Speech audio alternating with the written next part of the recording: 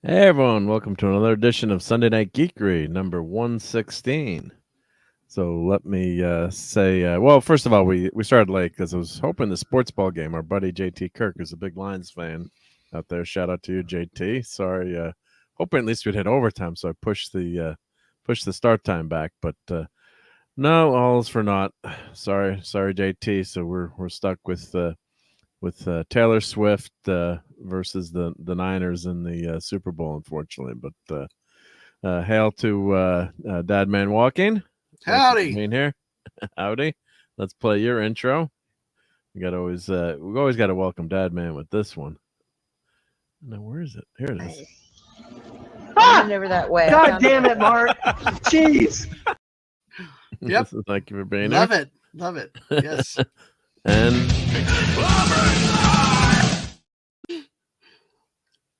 hail Clobber Dunn. I mean, yeah, what's up? What's up, what's up, dude? Very much. You know, I love my intro so much that Clobby loves it so much. He's even played it a few times. I do it. So Yeah. I grew on him. I feel bad about it. Mark's big meanie about it. So. I know. I'm a big Mark. meanie. Yeah, Yep. He's got that sinister giggle, snack, whatever you want to call it, cackle or laugh. He's got. Yep. Mean guy. Well, let's say hi to everyone in the chat. So FKHC 2005, hail. Gap After Dark is here. Thank you for joining us on a Sunday night. And Brian Hepburn is here. Hail to the great Brian Hepburn. And Phantom Outsiders here. Hail. Hey, and the Geek and I podcast is here. Hello. Yep. Hey. Oh, I got to respond to the email you sent me, Geek and I. I think I can be there, but I'm just checking with my better half for our Friday plan. So thank you very much. Yep. For the invite. Fanty Outsider. All right. He says, hail to Dad Man. And Gap After Dark is here. Okay. Hell back. Yep. So, so that was, the first game, of course, I was, not that I care, big time who wins between the two. I'm not like a fan of either the two teams. So we'll do a little bit of sports ball in here because it's football, playoff week. Sports ball alert, everybody. Sports ball alert. Hello there, Gap After Dark, by the way, and Brian Hepburn. Yes, Gap. But I tell you, Mark, I still will go down with the ship saying that this type of stuff, especially playoff football, can be very geeky and nerdy because had Detroit won, the passion would have been like for all the comic people at conventions and when they see the stars, that the Detroit would have been like euphoric. Like, well, they've never been in the Super Bowl. Yeah, so that exactly. Would have been cool. It would have been such a great story. geek nerd storyline, but nope, we get San Francisco again. Yeah. I mean, no, they're not that they're undeserving team, and the Brock Purdy story being drafted last in the Mr. in the playoffs. Yeah, it's a great story, but with of course the first game with the Ravens, I don't know what the heck happened to the Ravens. Looked so dominant all season. Was the goal line too? Remember that was a big play. That was massive. That was a great defensive play, I have to say, but the player, what had happened for those of you that are not sports ball fans, the receiver was diving for the end zone, and he was in the end zone.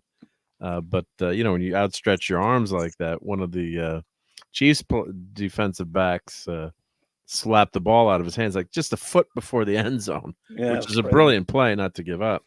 Yeah, but that was a big play.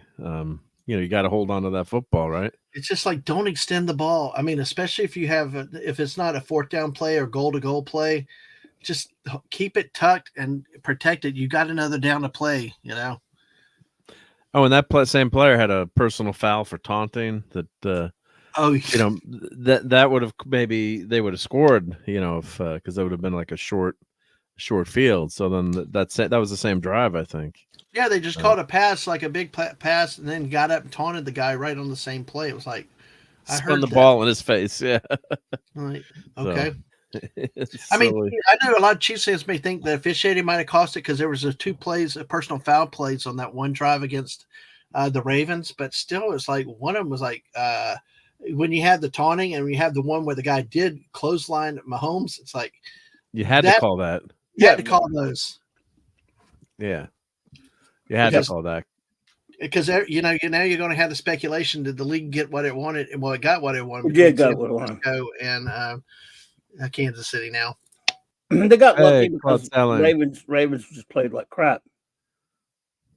Yeah, no, that was a surprise. I mean, that they played that badly. Yeah, I mean, because KC defense. What was the KC's defense this year? Was it that good? Considered that? What were they ranked? One of the two top scoring defenses. Yeah. Okay. So they had a good defense. Okay. What were they rated this year, Dad? Man, you're the geeky stats. I'm checking. I don't think they were. Were they a top 10 defense or were they? We'll see. Depends if you want to do it by points. Well, who was considered the top defense this year? Was it Tampa? Tampa had one of the better pretty defense, good. and the Ravens too, right? Obviously, yeah. So, yeah, it's a good defense. Let's see. So the Niners. Yeah, of course. There's a difference between the, you consider. I always play a fantasy football, so there's a difference between in fantasy football versus Looks like it is. I'm scanning it by. The Chiefs only gave up 294 points, and they were second in the AFC. Baltimore was the top defense in terms of scoring defense in the AFC. Dallas, San Francisco. No, they had the Dallas at 315. No, Kansas City had the second best scoring defense in the league. Mm-hmm.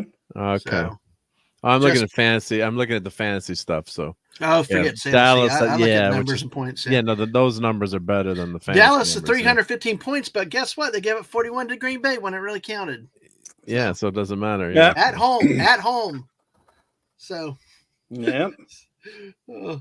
I'll try to keep that rampage. But yeah, it was, it was a 17-10 game today. You kind of expect that with both of these defenses, but Baltimore just made mistakes, and we almost had a case where two road teams had Detroit not screwed up, giving a game away, I guess.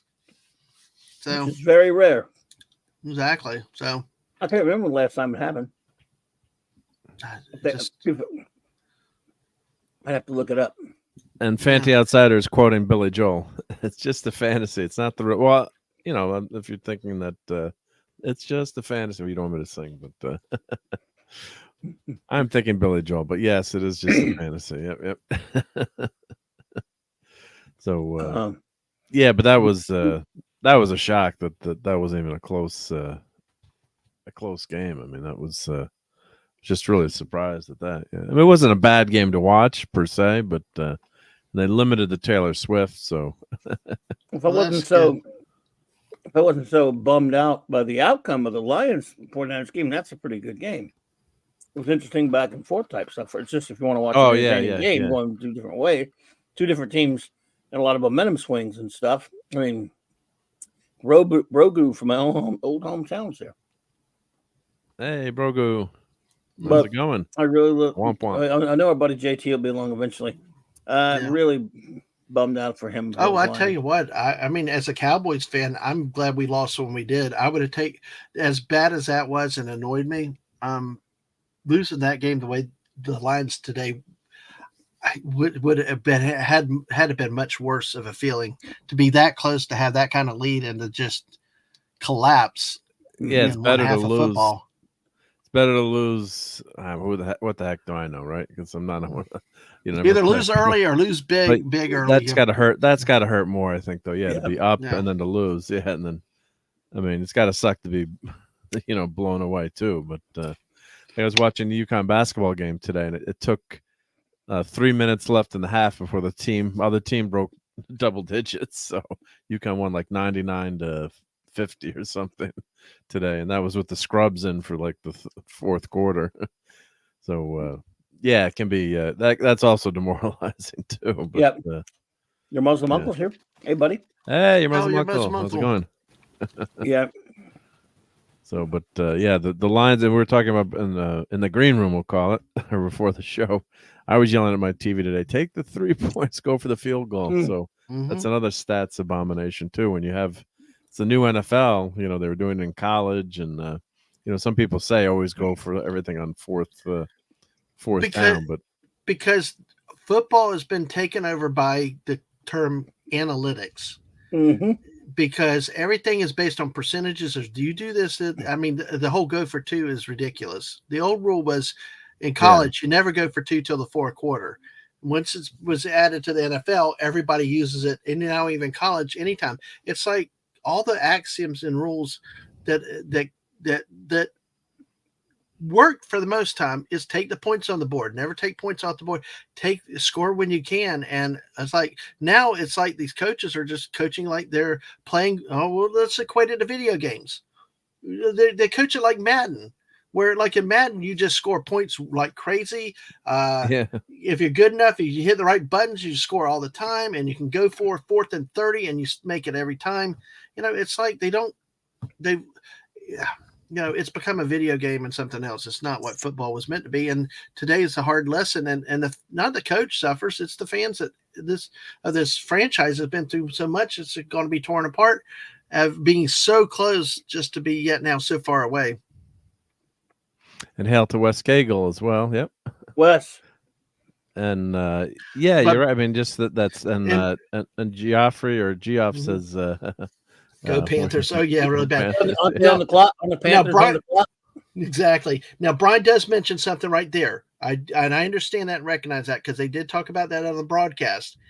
But okay, that's what you do. Well, guess what? Today it didn't work in the playoffs. I mean, imagine taking one of those field goal opportunities. And granted, the receivers may have dropped the balls, but it's a very different game.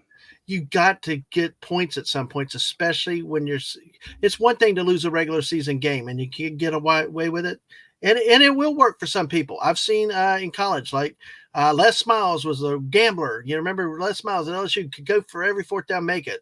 The Gator coach last year had a game when he could do it, go for every 4th down, made it. But then again, when it doesn't work, you pay for it. So you're screwed. Yeah. Yeah, exactly. So those analytics things you're talking about. Yeah. And it's so true. So there was there was a great show. I'm always telling Mark about it. So I used to love to watch on NFL Network called Top 10, and one of them was Top 10 Football Myths.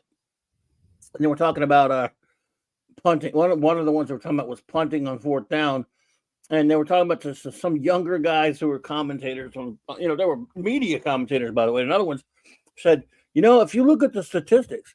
Some of them they were going through the percent of the time, this, that, and the other that if you should go for it on 4th down and coaches don't. And then they were talking about how these professors have run these all these numbers before they had the analytics you're talking about them and by big companies. This were like by professors and colleges and stuff done studies because this Top 10 episode was a good while back, and they showed a couple of at the time head coaches answering those things, and they said, well, is that professor that runs those numbers in some high school or college somewhere going to pay my mortgage? Going to pay the mortgage of these coaches? Are they talking about? You take, and his point is pretty valid. He's saying, you take a chance like that all the time. You're not going to be coaching long if you make, because it's easier to just say that the percentage says that it's almost as a wash that I try for it on 4th down, depending upon where my field position is. But there's a lot more to it than that. Mm-hmm. You got to consider psychology of your football team at any given time throughout the game, momentum, personnel, a lot of other things than just, percentage says 40% that it's almost the same whether I punt it here or I try to convert on 4th and 3. How many times have we seen games come down to coaching? It's not about talent. It's about feel. Sometimes it's the feel. It's that instinct that gets you. There's stuff that you can see, you can feel on the field that is cannot be felt or accounted for in any computer, any numbers or any simulation you could run. Like if you get a team's name, when you're dominating, when you could go for it extra and they can't stop you. But then again, like I said, I've seen some coaches go for it every game. They'd have a game, they win the game. It all went well. But when it goes bad, it goes bad. It's like anything like with gambling. Like you go to Vegas, when Lady Luck's not on your side, it could be hell to pay. Dan Campbell went up there and he goes for it twice, and he didn't take into consideration that if he kicks that first field goal, especially, and it was makeable, and makes it, it's 27-10. Right. You just erase you erased the 49ers drive. Came in only scoring 7 points in the first half. They were trying to get pumped up and get some momentum going. So they do a decent job of coming back and at least getting on the board. What you need, you have an opportunity to take that 3 points, in effect, take that 3 points away from them by getting down there and just kicking a field goal. It erases that 3 points ineffectively. In other words, they didn't at that, you take away them getting closer to, reducing the deficit of the game. And now they got to come back and start all over again. Whereas when you miss it, not only did you not take that 3 points away from them, you gave them the ball 8 yards closer than where they were, with decent field position, and they said, "Oh man, they're pumped up." When you miss that field goal, you create a pumped up offense that runs out there excited. They didn't add any points, and now we got a chance to go get more. I'm calling a foul on the coach. Personal foul, crackback, 85, offense, 15-yard penalty. Mark, I got to find a clip to send you a link to. But Clobby, there's one thing not even playing bigger. Psychological football when he should be. But there's one thing even bigger than a site jacked up offense. What about that crowd? It's 80,000. How many fans they have there? You get them back into the game because they just got the field goal. They're getting happy. Then anytime you have a change of possession like that, they get right back better. Get right back better, and then it snowballs from there. A field goal could have helped take them out of the game again. Now, during the regular season, missing the fourth down you're right. It elevated the crowd as much as it elevated the offense.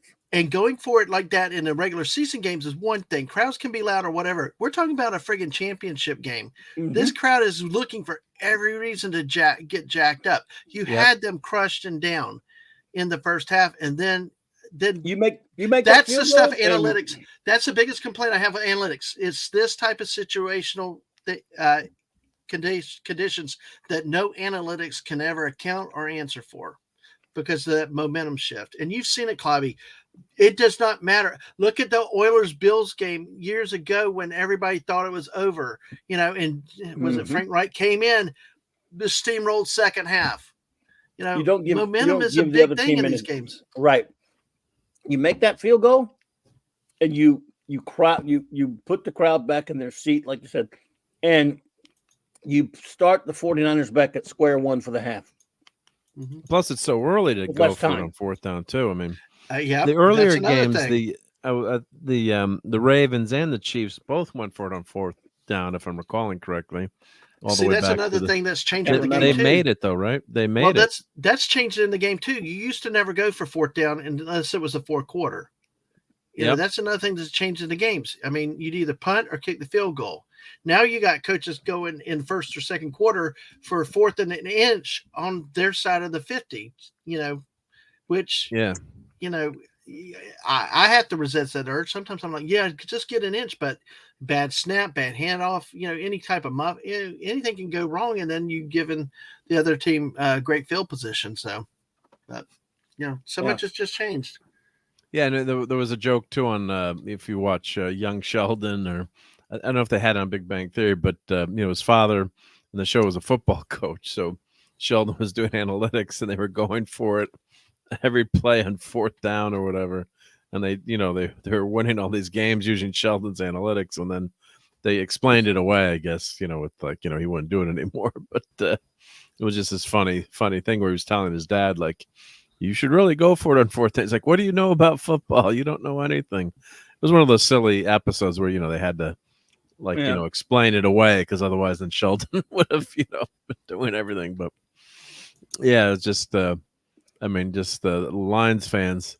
I'm watching. I can't show because it's someone else's YouTube channel, but someone sent me going for it on 4th down, and they're just going crazy. They're like, don't do it, don't do it. What are you doing now? Oh my God.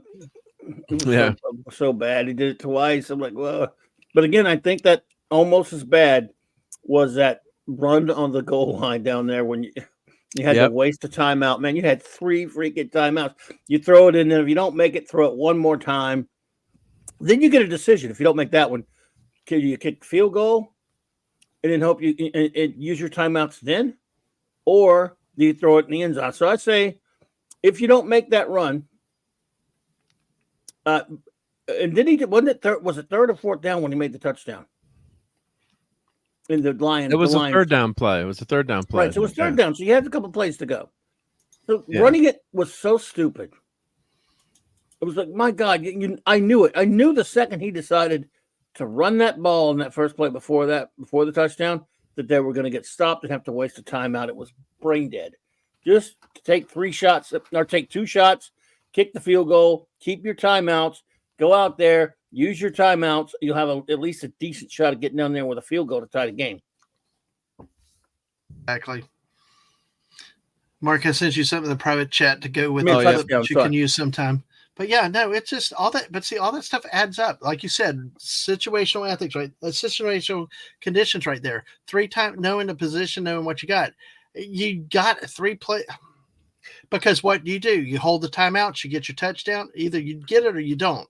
But you got to throw it. You save the timeouts, then you have time on the clock. Incomplete or it will save time. The clock keeps running, so you end up using timeouts. You save your time. You save your timeouts. You get the score. Or even if you kick the field goal there.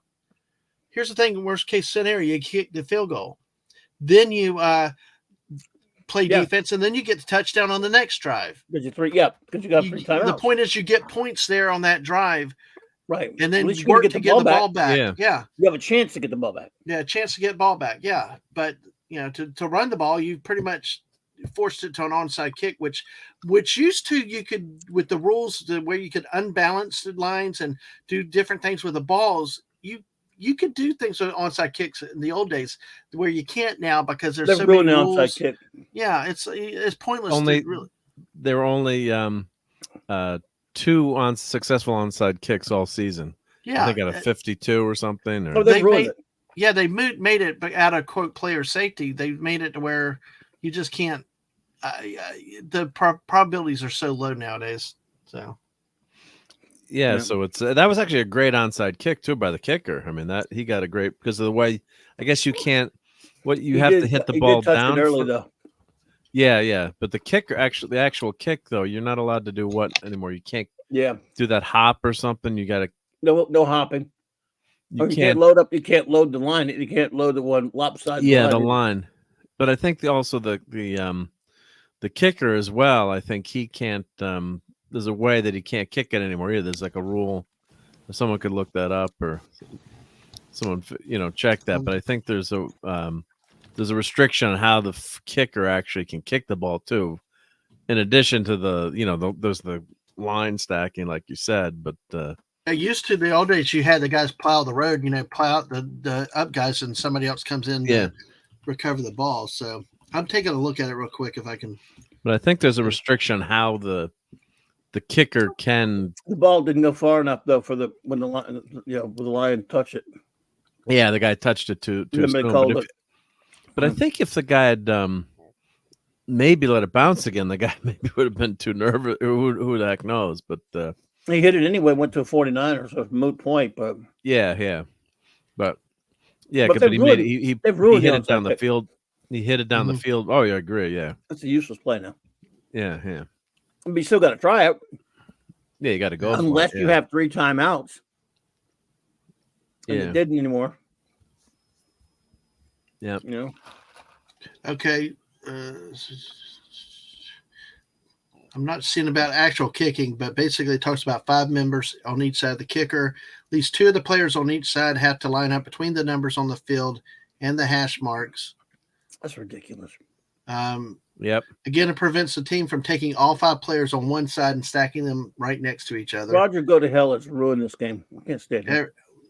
Every player on the kicking team has to line up at the line of scrimmage and can't start running until the kicker makes contact with the ball. See, that's another thing, too. It's like, you got to wait for the kicker to kick the ball before you can even move, and you got to go 10 yards. Yeah. So in the past, kicking teams would line up a few players off the line of scrimmage so they could get a running start. So, of course, it's for injury, player injuries, that type of stuff, again, is what they say. Yeah, so on the successful rated onside kick dropped considerably since the rule changes in 2018. Only 4 of 52, 8% were successful. Dropped to 2 of 32 the first 11 weeks of 2019. Yeah, well, that's old stat. So basically, it's you can go for it, but the chances of getting it are can't just, stand Roger. Go to hell. He really is garbage. And how many players got hurt on that too? I mean, I think the regular probably very few. I think the regular kick that much. Yeah, I mean, I think the regular kickoff is something that they've always talked about getting rid of, but which they pretty much have. Yeah, which made the XFL exciting last year with the way they had it. They kicked further back and they actually forced returns. They should. Jesus Christ, these guys get paid millions of freaking dollars. Yeah, You take too much risk out of the game. Now, one thing that I'm reading in a court from Sporting News is that the rule changes have led to, basically only 5 surprise onside kick attempts in 2018 as opposed to the league average at 9.4. In 2018, onside kicks were successful 6% of the time as opposed to 21% the year before. This is back when the rule changed, though the rate recovered to 12.7 the previous season. And it's mentioned that while teams, the Cowboys, have gotten creative with the onside kick procedures, they were able to beat the Falcons in week 2. Got to look back which season, thanks to an onside kick style for which Atlanta was not prepared, which was a slow rolling football on the ground rather than more common high bounce method. Teams now have a hard time recovering. But that's talking about a surprise onside kick. Oh, when you know, it's coming. When you know it's coming, ain't no way it's gonna get you. No.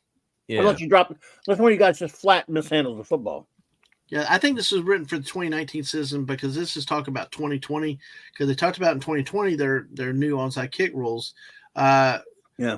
So one is the fact kicking teams can't load one side of the field with extra players.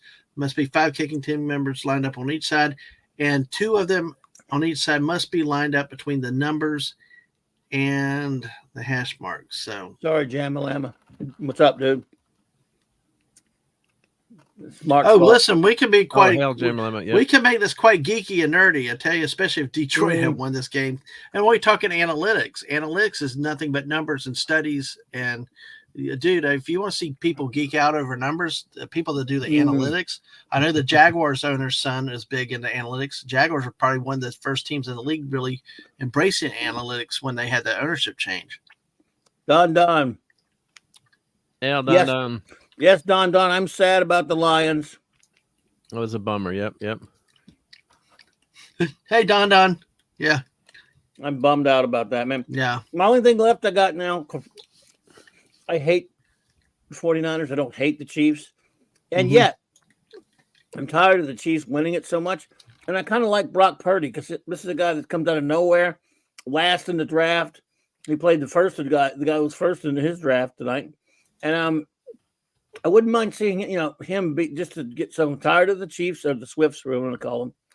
and tired of them winning every year. I think. Don't get me wrong. I think Mahomes is great, but Brock Purdy has taken some crap lately for by idiot fans who've been criticizing. Going, dude, the guy's a winner, man. He wins a lot. And they say, oh, he plays bad and just barely comes back and wins. These guys, they never watched Joe Montana play. A lot of these idiots, newer fans now. Yeah. And I cannot tell you how many times Joe Montana played like dog crap for 3+ quarters. And then on the last 2 drives of the game, way down, come back, boom, boom, boom, and he would win. You don't play great all the time. No player does. Joe Montana had a lot of bad games where at the end of the game, he came and did the only thing that matters. He won. Mm-hmm. Yep. And I'm not calling Brock Purdy Joe Montana, but that was a big characteristic of not only Montana, a lot of quarterbacks. Well, the rumor talk this postseason that I'd been hearing is that people were complaining about Purdy not being able to come win from behind. That was some true, isn't it? Well, yeah, like 20. What was it? 24-7 behind at halftime. Yeah, 2 weeks in a row in the playoffs. Yep. And give me a quarterback that can do that in the playoffs. Dear God, I'll take him in Dallas, please. The highest level. Yeah, please. Dallas needs a Purdy's quarterback got that can do that. Intangible. Look, he was out there running around tonight and he was passing like Montana, running like Young. I mean, he threw it to his own teammates. Is he as good as Mahomes? I don't think so, but he has enough to get. He's a winner. Yeah. Nobody thinks he can do it. But you know what? That's one of the biggest things, and I won't bring up my former Florida Gator quarterback because it's always bugged me about how the offense is running all. But you look at one of the most mediocre statistical quarterbacks of all time, Terry Bradshaw. Look at his numbers, and you would never be impressed with his numbers. Nope. But when he got in the Super Bowl or the playoffs, he was like unstoppable. I mean, the Steelers just won. It didn't matter. He had 4 rings. I'm going to tell you this about my theory about that, and it'll always ever be theory. He's got the 4 rings, deserves every one of them. You realize that the year after he won his first Super Bowl, he got benched. Chuck Knowles got tired of his crap and didn't like him. Mm-hmm. He put well, that's right, yeah. Yep. He put he put oh God, what was that guy's name? He put on there Joe Joe Fazella or whatever the guy, I forget the guy's name. Anyway, he replaced him, and then Bradshaw had to get his job back. And of course he got beat up a lot, but man, when he was in the big games, and of course he had Lynn Swann, and later he had Swann and Stallworth, and of course he had Franco Harris. Then of course he had that incredible defense. All that did factor in. But the fact is, when it came into the playoffs, man, he could air that out with the best of them. However, if you'd have switched him back then, let's say, for example, Staubach would have gone to the Saints and Archie Manning had gone to the Squealers, Archie would have 4 rings. And he was better, more talented than Terry because he could move. He was incredibly mobile. He was Tarkington level mobile and had a great arm. He just had garbage teams. Joe Gilliam, that's right. Thank you. And apparently Terry Bradshaw said he revealed he once asked Chuck Noll to trade him. That's bad. He hated Noll. Oh man, Noll was not. He was a grinder. So yeah, it was Gilliam. Thank you. Why did I forget his name? The guy was number 17. But see, that's one of the black quarterbacks at the time. Well, what bothers me is you hear all this stuff about culture and locker rooms and all this stuff. And I kind of like what Deion Sanders said in response to something this year, especially in college. It's worse about this because I'm dealing with it with my teams I favor, like getting this culture and like forget what you're doing on the field. But like Deion Sanders had said, and we see like with Noll Bradshaw with his coach, a lot of times these people didn't like each other. They hated each other. But when it came to game time, they were unified. They were a force, and they all those differences fell apart. But they could do it on the field. Chuck Noll was a different kind of a cat. You should watch that. Chuck Noll Football Life. just watching him on the sideline, you just wanted to hate him because you had Tom Landry with class and his suit and his hat on one side, and then you just look at Chuck Noll over on the other side. Oh, Chuck Noll, when you watch that Football Life, Chuck Noll, it's amazing. The man, with the kind of guy he was so different, so weird. You wouldn't expect it. He was very, he's extremely literate and erudite and I mean, educational. I mean, the guy could have been like he was actually a teacher. He was amazing. And of course, the most successful, probably most successful coach in NFL history, if you want to think of just like dominating a decade, certainly one of them. So, yep. Oh, and it says Penny just subscribed. So thank you, Penny. I don't know if Penny's here. Hey, congrats. Thank you, Penny. I don't know that I thought she might have been sub, but who knows? Right? It says, hey, Penny. Oh, thank you, sir. Yep, for subbing to the channel. Yep, that's that Stream Elements bot. So, groovy. Penny's in the chat or listening, but thank you. Sometimes the sub system on YouTube is kind of weird too. Yeah. Last few days, it looked like I lost some subscribers, and sometimes they come back with that. It's weird. It can be weird. Jabba Llama is talking about what was that? World Surf Tour starts tomorrow at Pipeline, so I'll stop be on streams, but I'll be watching surfing on my laptop when the contests are on. Okay. Oh, really cool. So still be on streams. I really need to check my post. Well, we got you there, dude. Yeah, it's always a pain when you're on your phone or something to post. Yeah. I was looking for Penny. I couldn't find her. Yep. I don't think Penny. Well, I just said she subbed. So who the heck knows? Weird. At least you got notified with Stream Elements. Penny, yeah. What's funny is YouTube will sometimes tell me when people sub, and other times they won't. So.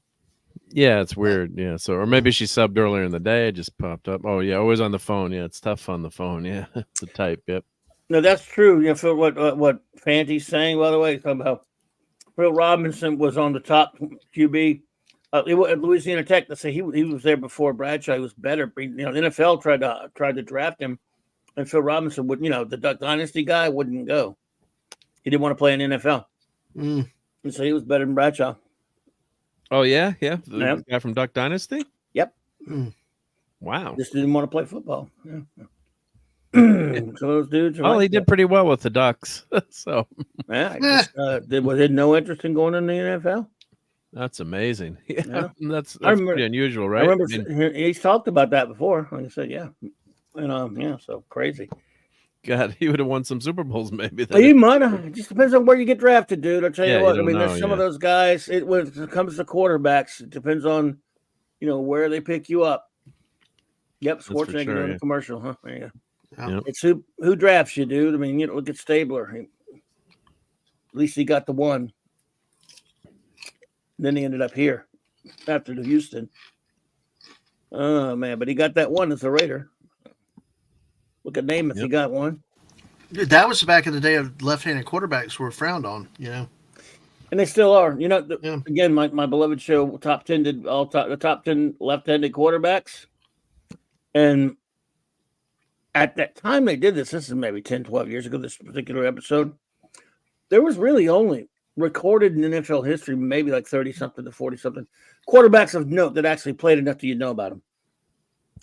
Or less than that. So when they did their the top 10 at number like 10 or 9, they just called it everybody else. So they had like a certain, they called it like the rest of the gang. So they did like a bunch of them together. So there aren't a lot of really, really great ones because wide receivers don't like that backhand, that reverse spin for one thing. But you have to be pretty exceptional to make it as a left-handed quarterback in the NFL. I mean, Steve Young he was number 1, of course, and Stabler's got to be from my hometown. Yep. Stabler number 2, but those are the only 2 that ever. Brian Hepburn, I happen to think Jim Plunkett belongs in the Hall of Fame. He was a great player too. Didn't have good numbers, but he's got 2 rings. You have 2 rings, and you played a long time in the league, and you couldn't help when you were stuck with garbage teams. You should be in the Hall of Fame, I think. Well, look at Archie Manning, right?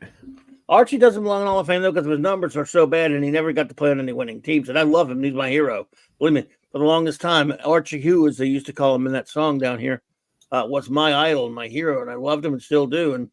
But I mean, he stayed here 11 years when kept trying to wanting to pick him up, and he said he wanted to stay. He wanted to play on a winner where he was drafted, and it just didn't turn out that way.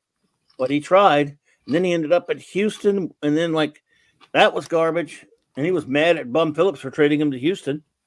Then he ended up in Minnesota for 3 weeks and said, nah, no. And he played 11, 12 years. And boy, he get the crap beat out of him. Yeah. People don't know how good he was, but he had a lot of interceptions. Well, that's what I'm saying. Yeah. If you could, you have a great player. Of course, Dan Marino never won a Super Bowl. He put up incredible stats, but if you're stuck on a bad team, back then, and the league was a lot different too. You didn't have the same parity and the same rules that you do today. Well, the passing rules have changed since then to the point where the receivers have every advantage. All it takes is the bad officiating to miss some things to help the defense. But what used to be pass interference, was a lot harder to do. Oh, yeah. Nowadays, everything's a pass interference. Claudia and I have talked multiple times about how you can't punish the receivers coming over the middle anymore because blunt rule. Yeah. Exactly. And it's changed. So receivers can catch everything with no fear. The quarterbacks can just throw the ball everywhere. It has changed the game also. Oh, yeah, wow. Yeah. That's an interesting article. But Brian Hepburn from Humans. Yep. Yeah, Tarkington was he's in the Hall of Fame because he played in 3 Super Bowls. There's nothing people don't understand about Tarkington. He played for the Vikings, who were one of the best teams of the 70s. But they happened to be around the same time as the Squealers and the Dolphins and the Raiders, all the teams that beat them. And so, what are you going to do? Tarkington was fantastic and played for 18 years, something crazy like that. And pretty much invented we don't even know this. He pretty much invented the West Coast offense. Fred Tarkington did. And he didn't do it for any reasons that coaches do it. He did it because he got traded to the Giants for a while. And they were such a lousy team with a bad offensive line. He pretty much came up with the short dink and done passing stuff to save his life. And it got used as Bill Walsh started using stuff like that when he invented the West Coast offense. Yeah, it's an amazing shift in the game. I mean, that offense, yeah. Yep. The other bugaboo I have too is all the records. I guess Kelsey broke Jerry Rice's record for number of catches. I mean, they need to put an asterisk by that. Well, what do you? Well, I was just gonna say, how many playoff games was Jerry Rice in, and how many playoff games was Kelsey in? Right? Yeah. Well, I was going to ask you, Clive, you talk about the running quarterbacks, with targeting and some of this, but what about Randall Cunningham? He was he was one of the first ones that really combined the running ability with the passing ability, and actually, stuck around the league probably longer than you would have expected, though. But when did he have his best time? When he settled down, stopped running, and played for those 98 Vikings that got one play away from a Super Bowl. That were 1-15. I mean, 15-1 or whatever it was that year, and should have gone to the Super Bowl, not for Gary Anderson missing his only field goal that year. So it's just weird. But yeah, Randall probably would have beat Elway in the Super Bowl. Mm-hmm. Yep. Said it because they screwed up. We ended up having to watch the Falcons get their butt kicked by the Broncos. Yep. And the Falcons are trash, by the way. Half the Falcons. All right, so Kelsey has 156 catches in 21 playoff games. Yep. And Rice has 151 catches in 29 playoff games. Mm-hmm.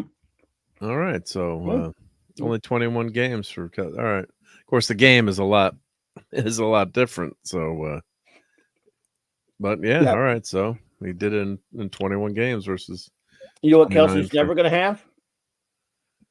As many points or ring. Well, maybe rings close. He's not going to have as many points as Rice. Rice scored over 1,000-something points, didn't he?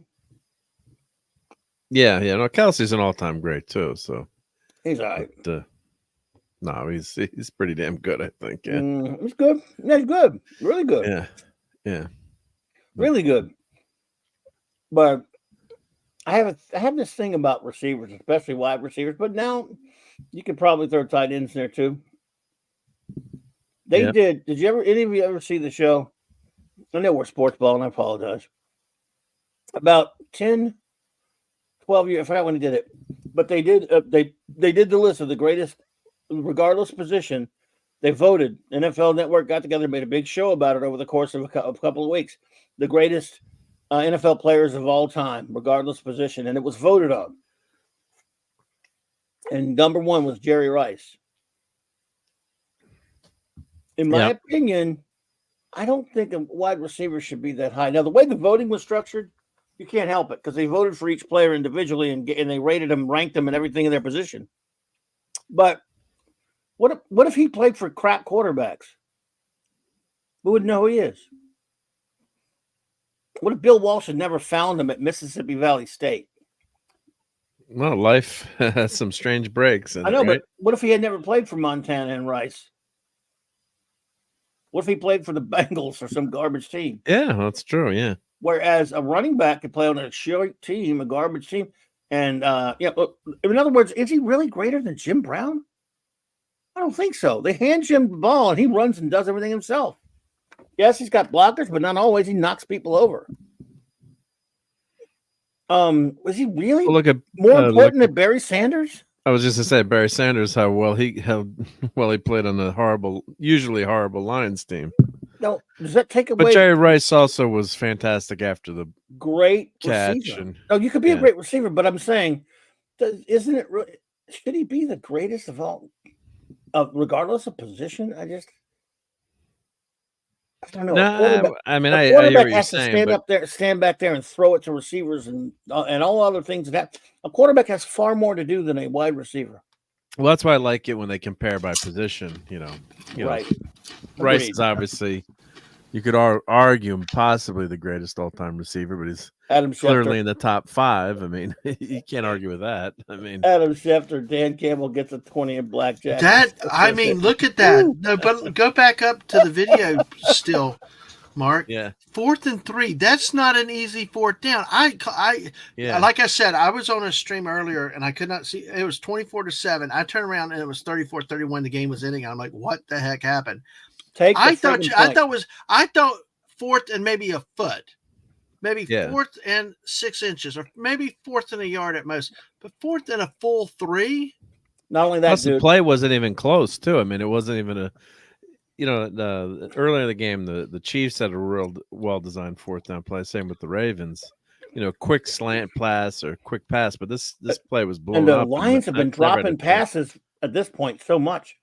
Yeah. I don't trust any of my receivers right now at that point. Yeah. This is terrible. And Jerry, bad. I was going to say, Jammer Lemon says that Terry Bradshaw was very nice. His family was hanging out, friendly to everyone. Yep. Oh, cool.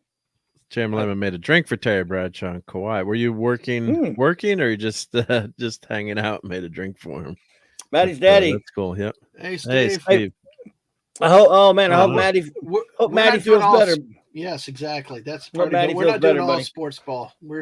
We just breaking news tonight kind of got us going. But we'll switch over to more geeky stuff. But dude, I saw Godzilla -1 in black and white. Oh, how well? Cool. Well, I've just got to play. Let me play Steve's opening. Yep. Steve, we got to say hi to Steve. Yep. So.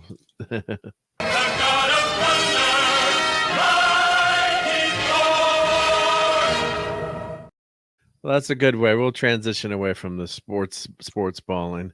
Thanks for showing that, because I didn't realize it was like 4th. Was the other one like 4th and long like that too?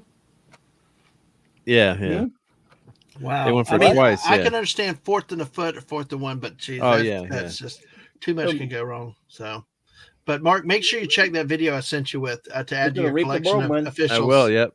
I downloaded already. Yep. Yeah. Giving them the business. It's really classic. Yeah. He doesn't regret it. Well, you can't say that. You can't say that now. But yeah, I like this quote here. I respect Dan Campbell. I want to say true to what got him and his team here, but my guy, take the points. Yeah. Especially in the 4th quarter when you're down. I mean, earlier in the game, I don't like going for it either, but when you're down by 3 and you can tie the game, I wonder the analytics say, yeah, take it, but especially when the momentum is against you and things have been not working out for you. Again, like Claudia said, fourth with that time to match the field goal, all that early on, you got that crowd, keep the crowd out of the game, and you don't do that. I mean, and then 4th and 3 is not easy. This is the NFL. It's not Madden football. It's not a video game. It's hard enough to get 4th and 1 sometimes. But as soon as he did that, I knew it was over. I said, game freaking over. Could you get that crowd into it? Yeah, feeling I got. Yeah.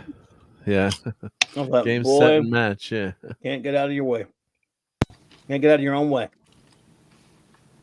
Nope. Yeah, because once that happened, once that happened, you knew that it was going to be ugly. It was not going to go. It's not going to go well. Yep. So JT Kirk, whenever you listen to this, sorry about your lines. Yep, but if he pops in, we'll console him. Well, Jammer Lemon says he was the bartender. Yep, that's cool. Yep, I bet you can make a really good Long Island iced tea because that's my favorite drink. It was get one of those and you're set for the night. Yep. I remember the Arizona iced tea. Oh, you like Arizona? Yeah. This article's already got me scared. This article's already got me scared. It was the first one that came up, but because if they if they're part of it is what it's suggesting is like to decolorize Indy and some of the others, I don't know that would work. No. I mean, well, I guess Indiana Jones is based on the old serials, of course, and most of those are black and white, so maybe that's the vibe they're going for. But I agree. I don't think I really like that. But this current version of Indiana Jones was in color. It was always in color. At least the Godzilla had the 50s and 60s. It started in black and white. There was some basis for doing it. The movie that it's homaging is in black and white. What's that again, Climby? Yes, the original movie that this is sort of an homage to was in black and white. Yeah. Yep. And honestly, if you have a chance to see it, and I think it's only out parts of this week, try to go see it in the decolorized version because it was even better in the decolorized version. Wow, really? In color. Yeah, I could see so much more detail, especially with Godzilla. In black and white? Yeah. You can see Godzilla more in the dark. The white jumps out. His eyes and where they're chasing the boat there. They were really, I saw them in the color version, but they really stood out with the white contrast. Really was a lot, it really felt like an old 50s movie in black and white. It really did. And honestly, the Godzilla parts were even better than in the color. Wow. That's interesting. Yeah. Great movie. The first movie was in, as Clobber Tom said, was black and white. Yep. You seen both ways? Seen it both ways now? Yep, twice in color, once in black and white. Absolutely. What a great movie. It truly is. Hail Picasso. Thank you for using the Doomsday icon. Yeah, I got to change the Christmas icons. I guess I should take these icons off. But we do have the special icon now. We have the Dadman icon. We do? Yeah, so you go. Look, you didn't know you were famous, Dad, man. No, I didn't. Is that for the member? I got to check my members thing because I think it got glitched. Yeah. Oh, yes. Yes, see, look, there's a Dadman icon, and we got a Raquel icon. See? And we got a Clobber Times icon. Of course, that's awesome. There we go, right? And we got a Gorn. I added a Gorn, too. Why not? Gotta have that. Gotta have the Gorn. Yep. And then there's the classic clams, and my icon, silly icon, and then my Batman thing. I still gotta go get a clam pizza from a good place. Yes, you do. Yep. Send you the bill, but yeah. Yes, and you send me the bill. That's part of the deal. Yep. It was actually funny. I was talking to a TV anchor was working at the Scout Reservation this weekend for the Klondike Derby, and they were doing they got a grant to put in a new bridge that got washed out, and I was talking to the guy, and he was looking for I mentioned oh, he lives in New Haven, where I mentioned Pepe's and Sally's like, oh yeah, and I'm like, do you like clam pizza? He's like, no, I can't stand clam pizza. So I was teasing him. I said, oh, well, I do a YouTube show and on comic books and stuff. And well, first of all, he's doing a feature on not anime, what was it, cartoonists. So I would maybe get in touch with him to see if give him some background information. But then I was joking how the clam pizza has become such a, probably thought it was nuts, but no, then he gave me his card after. It's a big joke because friends around the country are like, who the hell would eat clam pizza? He's like, well, I agree with them. Who the hell would eat clam pizza? But it was pretty funny. So because it has become a fun. Because when I first said it, I'm like, well, doesn't everyone like clam pizza? Oh my gosh! Like, I see how it could possibly work with what we did with using canned clams. I don't want to admit it, but I think it could work.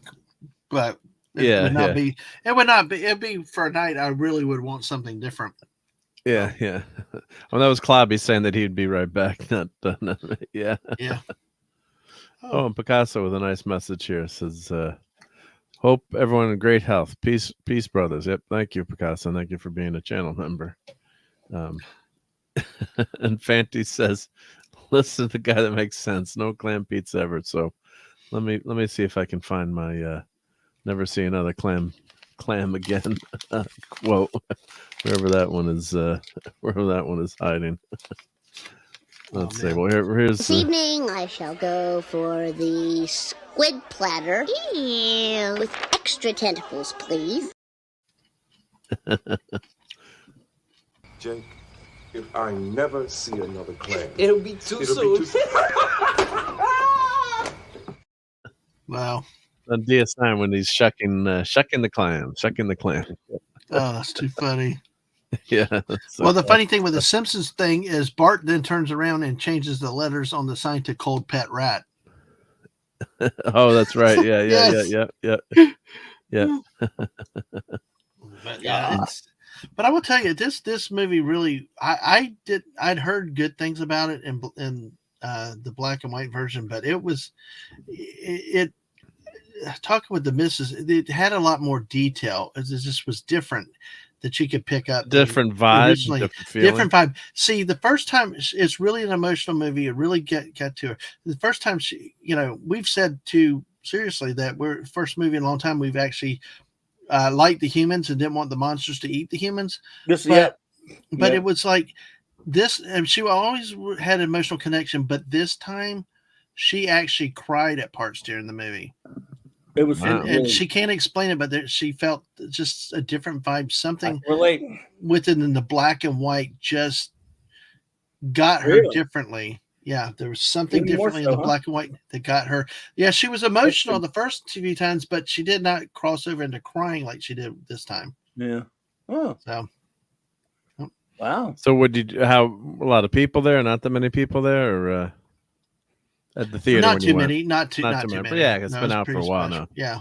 It's probably the people that really love. Yeah. But I would seriously suggest if you like the movie, go give it a try. Go give it a try.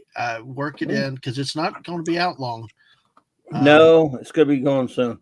So give it a try. And it's different on the big screen with the sound, with the speakers, and especially hear those 50s sound effects of music, the roar, but also the big trumpet sound and things like that. It's really worth watching in there. So right there, Mark, to the right, the fourth one, that one right there, that scene, I did not think that they could top it in color, but watching that thing on the screen in the black and white version, I mean, his eyes like glowed at you.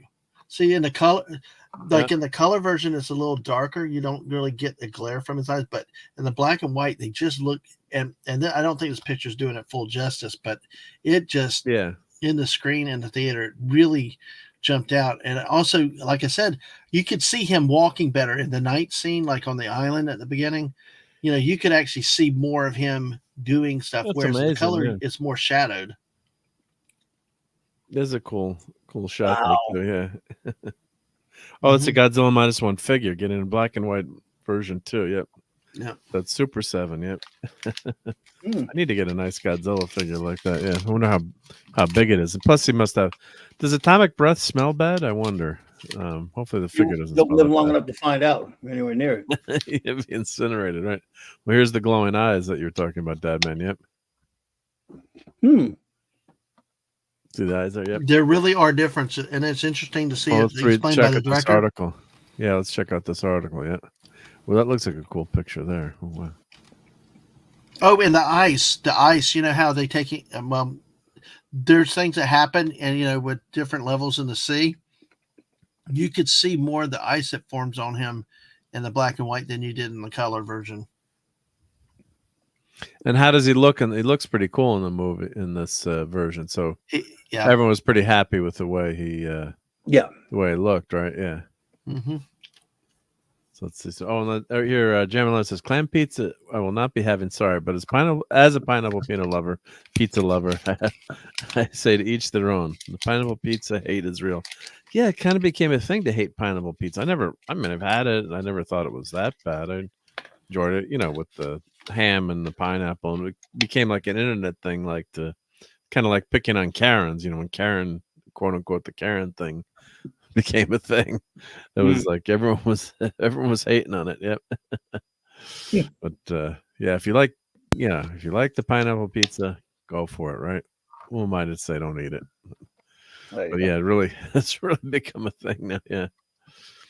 Let's see. So the director Toshiki Yamazaki explains how Godzilla -1 color is very different from the original film. Let's see. Well, here let me put the link in the chat for you guys to follow if anyone's watching this or lurking after too. So let me put that in here for everyone.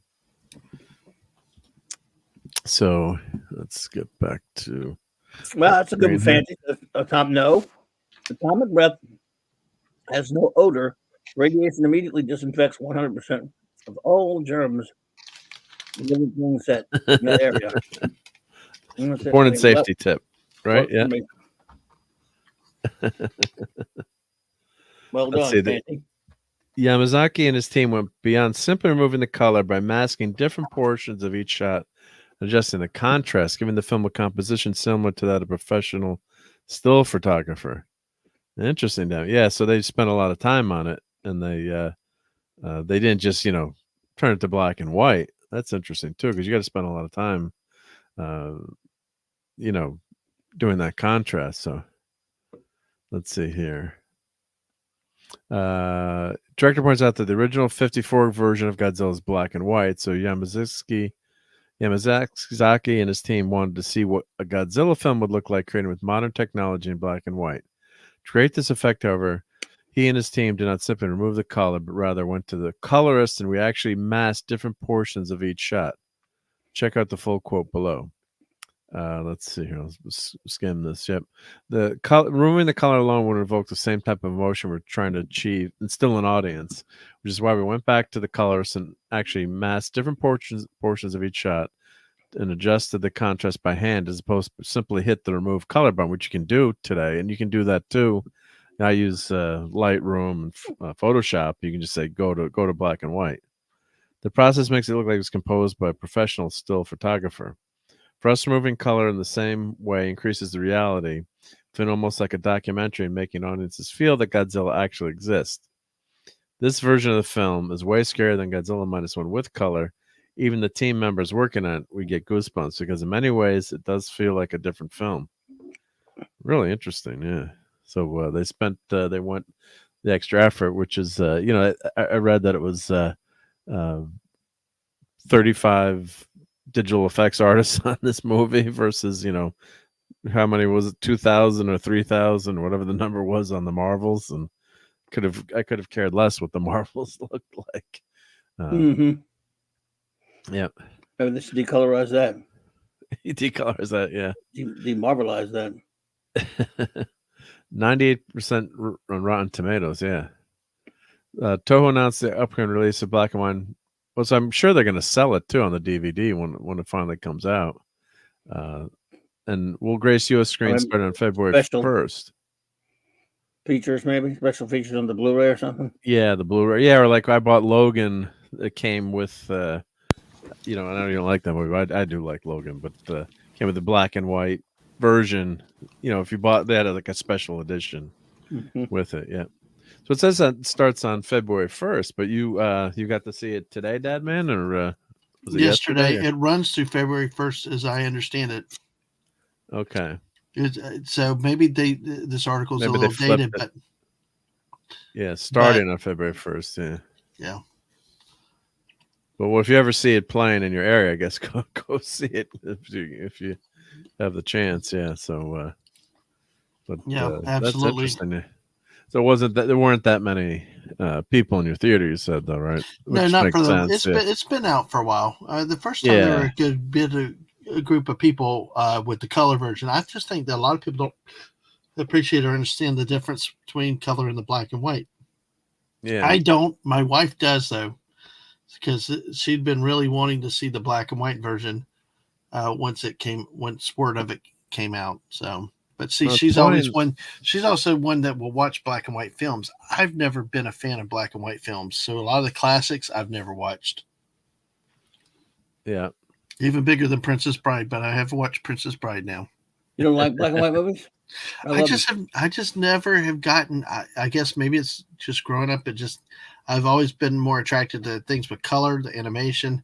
Not to say I didn't watch any black and white, but I just really have not. I watched Little Rascals, when we had to watch it when it was the only thing available on TV. But Three Stooges, yeah. I mean, some of those I'll watch, but just like for long-term movies, I just have not. I've always been a fan of color.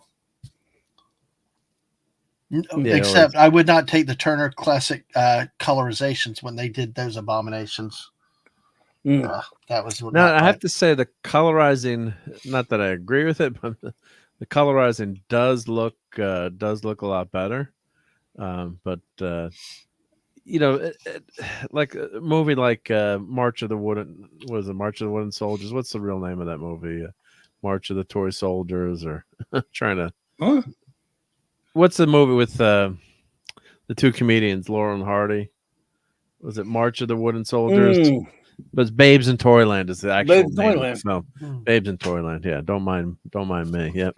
But like if you colorize something like that, some more kids watch it or enjoy it, because of all the effects in that movie. I don't mind something like that, but like Citizen Kane or the Maltese Falcon or 12 Angry Men or or not 12 what am I thinking of just another classic old time black and white movie, that shouldn't be colorized. I mean, you can't have a law against it, but there's no need for it. But like a kids movie or It's a Wonderful Life, if they the version that's colorized now is horrendous. But you look at the technology now, it's just so much better that I guess certain things wouldn't bug me. I don't know what you guys think, but depending on the subject matter, I guess is what I'm saying. No, I can understand how certain elements, certain changes to things can bug you. I mean, some things should stay the same, Yeah. Agreed. I mean, like to me, without going to this broken records, if you change your themes of something, like the whole theme of Star Wars now changing from the Anakin Skywalker bloodline to whatever it's going to, I can't live with, it does bug me, Yeah. It just a change like that, but I will say,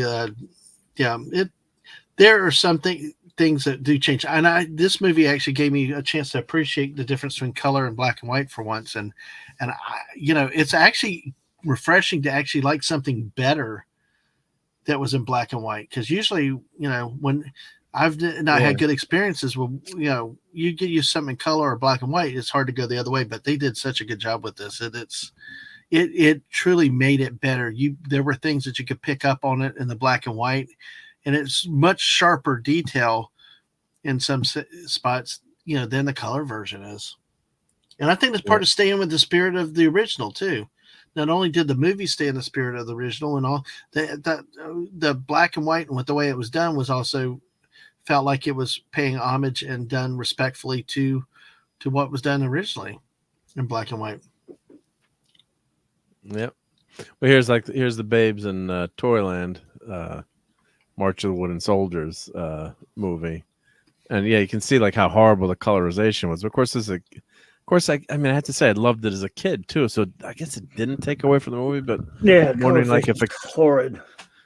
But the technology today is it's light years better than this crappy colorization. I mean, it's just horrendous colorization. You know, when you look at it. Yeah. Leave it alone. There's no point in colorizing stuff like that, though. It's just... But this, I if they did it with the new tech, I wouldn't like this kind of a movie. It's a comedy, fantasy for kids, and maybe you get more kids to watch it or appreciate it. Like this, you know, but this is just horrible colorization. They can't get the skin tones right. So you know, but of course, as I'm saying, I still enjoyed the movie. You know, as a black and white, but I'm getting up there, so I don't know what you guys think. Yeah, I'm sorry, Dad Man I from what I just based on what I see, I wouldn't like it. I mean, the black and white looks so much better than the colors are not rich; they're kind of like faded. Yeah, it just well, no, but that's old colors. Well, I got a request here. Let me play this. Thank you, Wes Gagel, member for 2 months. Never that way. God damn it, Mark. Jeez. There you go. That was Always actually happy to fill that request. Yeah. wasn't Dad Man. That's the one with Oliver Hardy saying it to Stan Laurel. There you go. Oh, There you damn go. it, It wasn't Stan. me. Oh, God damn it. it's like you always say, I'm what sorry, comes- Ollie. the internet is forever. I didn't mean to cuss. What are you going to cuss me out playing a video game, Ollie? I don't know the one knows who Stan Laurel sounds like anymore. Yeah. But he did sound like that, sort of. Well, sorry. You're being such a jerk, Stan. Cut it out. But I've seen some new stuff where the don't do Casablanca. Oh my God. Oh, that's ugly. But Someone needs to be beaten bad. for that. But some of the new techniques have been pretty damn good. Like, they're saying this is over colorized. Someone needs to do that Casablanca Like thing. Raging Bull, yeah. Why would you remake Raging Bull in color? The whole point Someone was needs to to be in ask black you and for white. that. Yeah. But that's some But I'm- fan screwing around with that. No one's actually going to be doing that. Yeah. No, yeah. Ted Turner was an idiot. Is an idiot. Yeah. He married. Well, anybody who married Jane Fonda. I mean, Yeah.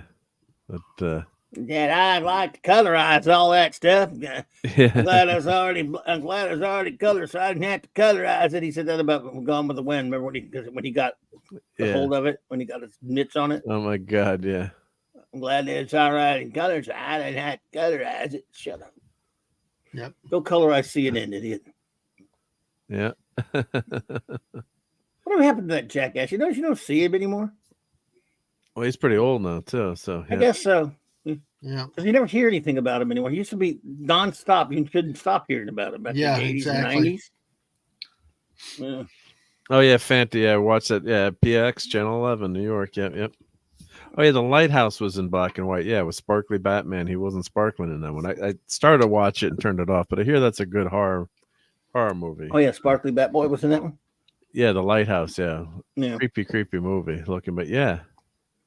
They've been showing the modern colorized episodes of I Love Lucy a couple times a year, and I still don't like it. No, they did it. They colorized the Christmas episode of that or something, didn't they? Did they colorize the Superman episode or the George Reeves one? I'm not sure. Yeah. I don't know. I think they did. Oh,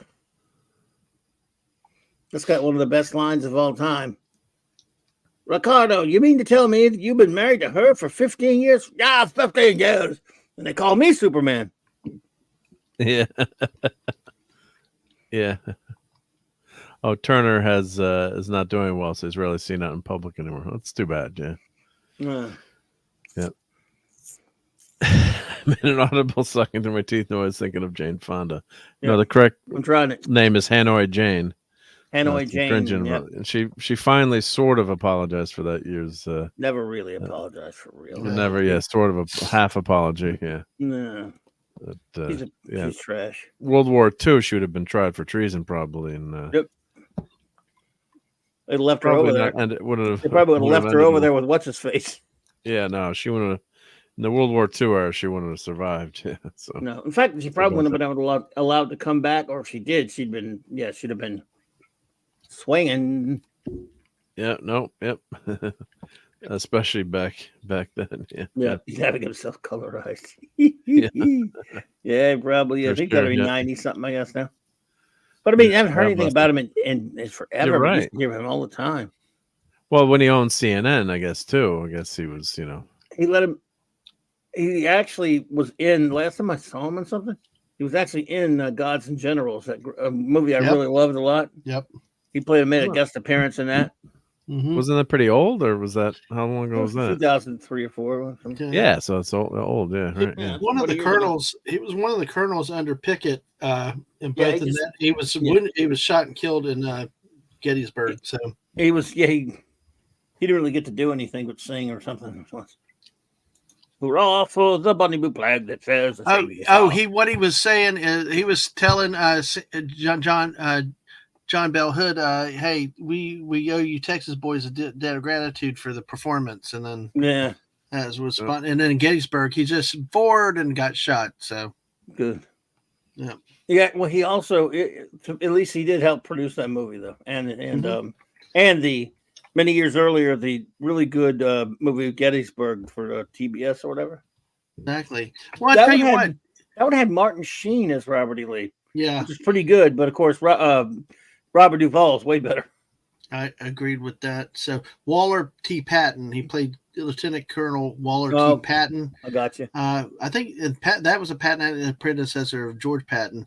But what was interesting though is that he, the philanthropic people like that, people with a lot of money like that, if he kind of helped bankroll a film like that, we see that a lot because like one of the big Allen, I think. One of those guys did a lot of the stuff with submersibles and stuff and actually helped finance a lot of the wrecks that they found in the Pacific for World War II.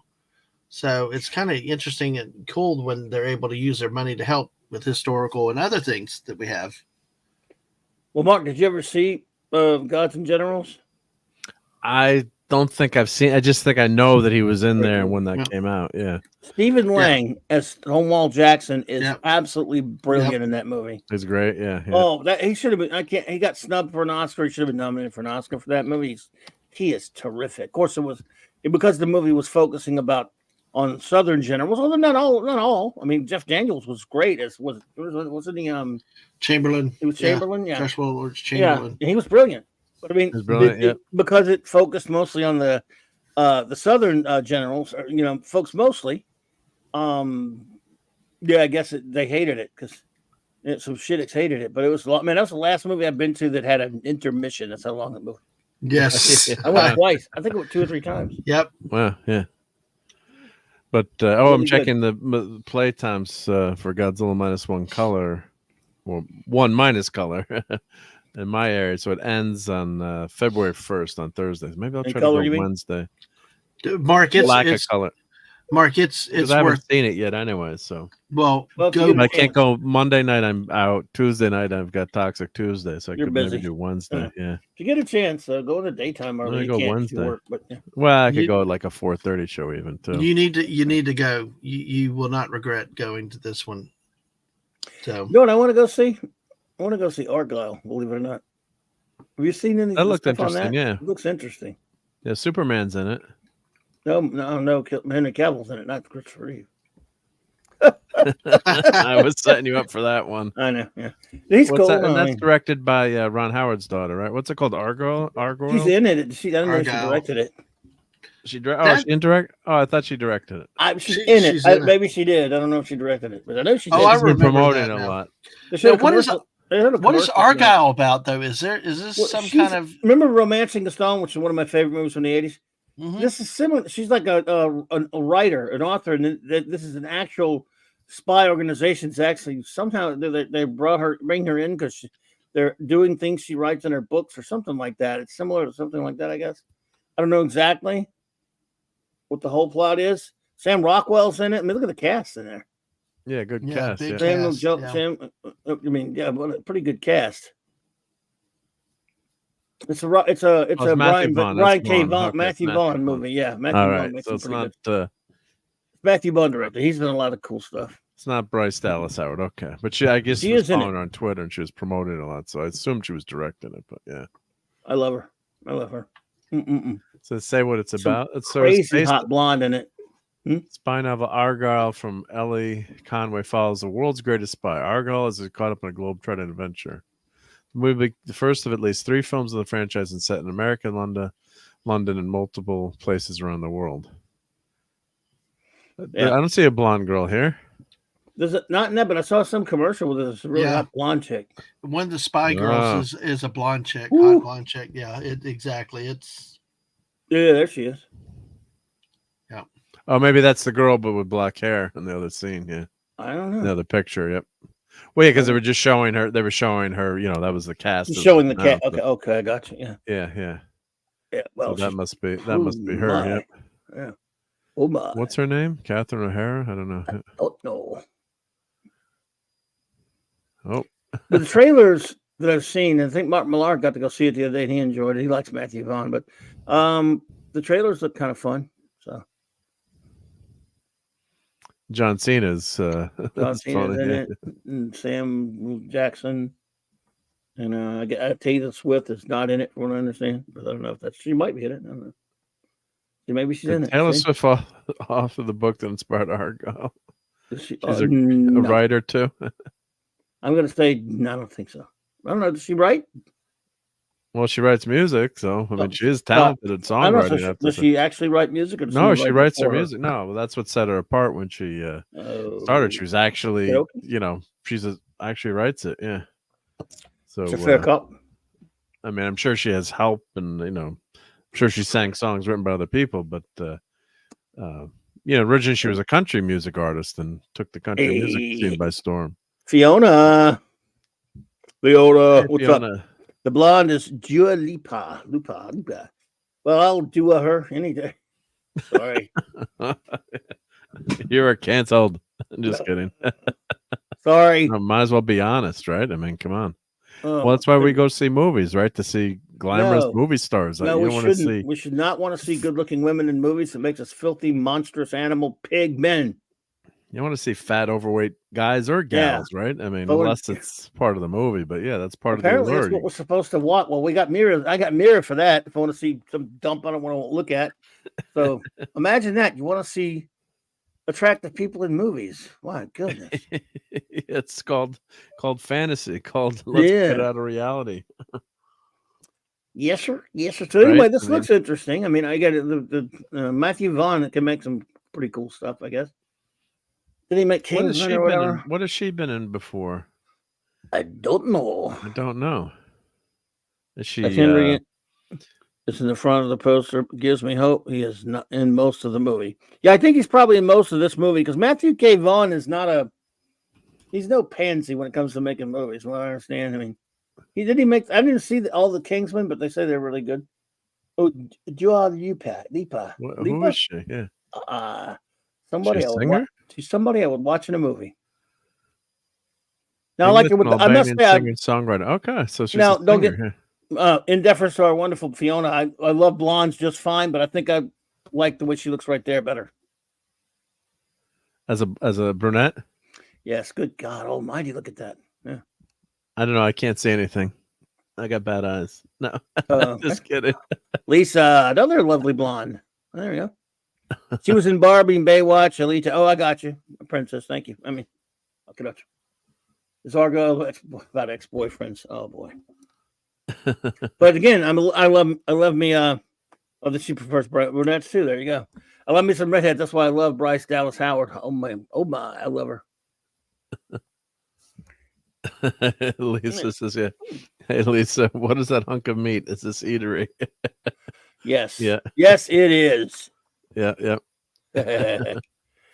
Yeah, I didn't say I prefer brunettes though. Fee, I love hot women. Doesn't matter whichever. I'm saying this girl, I think, looks better like this. That's all I mean, really though. I love me some redheads. I'm a redhead freak too. So, yeah. But Also, I don't think I have a preference though. It's just that hot's hot, so it's rare. But I do like me a redhead now, and a brunette. Some people look, So she's a recent star. I would say at 20. Yeah, never heard of her, but 2013 president. I guess 10 years, but yes, some popular albums I've never heard. 2018. Princess Fiona says she was mostly in music videos, so I guess she can dance. Yeah, well, again, and she was in Barbie. I did not see Barbie. Oh, she had. She did a duet with Elton John and Dance the Night for the soundtrack of Barbie, where she also made her acting debut, as you've said. Yeah. Did you see Barbie? I did see Barbie. Yeah. I didn't see. How could you? Why did you see Barbie? I didn't see it, but because you paid me $5 to see it for you. Good. Okay, thanks. I forgot about that. Did you get the check yet? What did you receive? Did you receive my check yet? Well, what did you think about it, Mark? I didn't really think much of it. I mean, I thought it was okay, but I mean, in terms of passing the time, but I didn't think it was like, oh wow, this is just some fantastic movie. Or I shouldn't even say I thought it was okay. It was just it wasn't as bad as people made it sound, though, was it?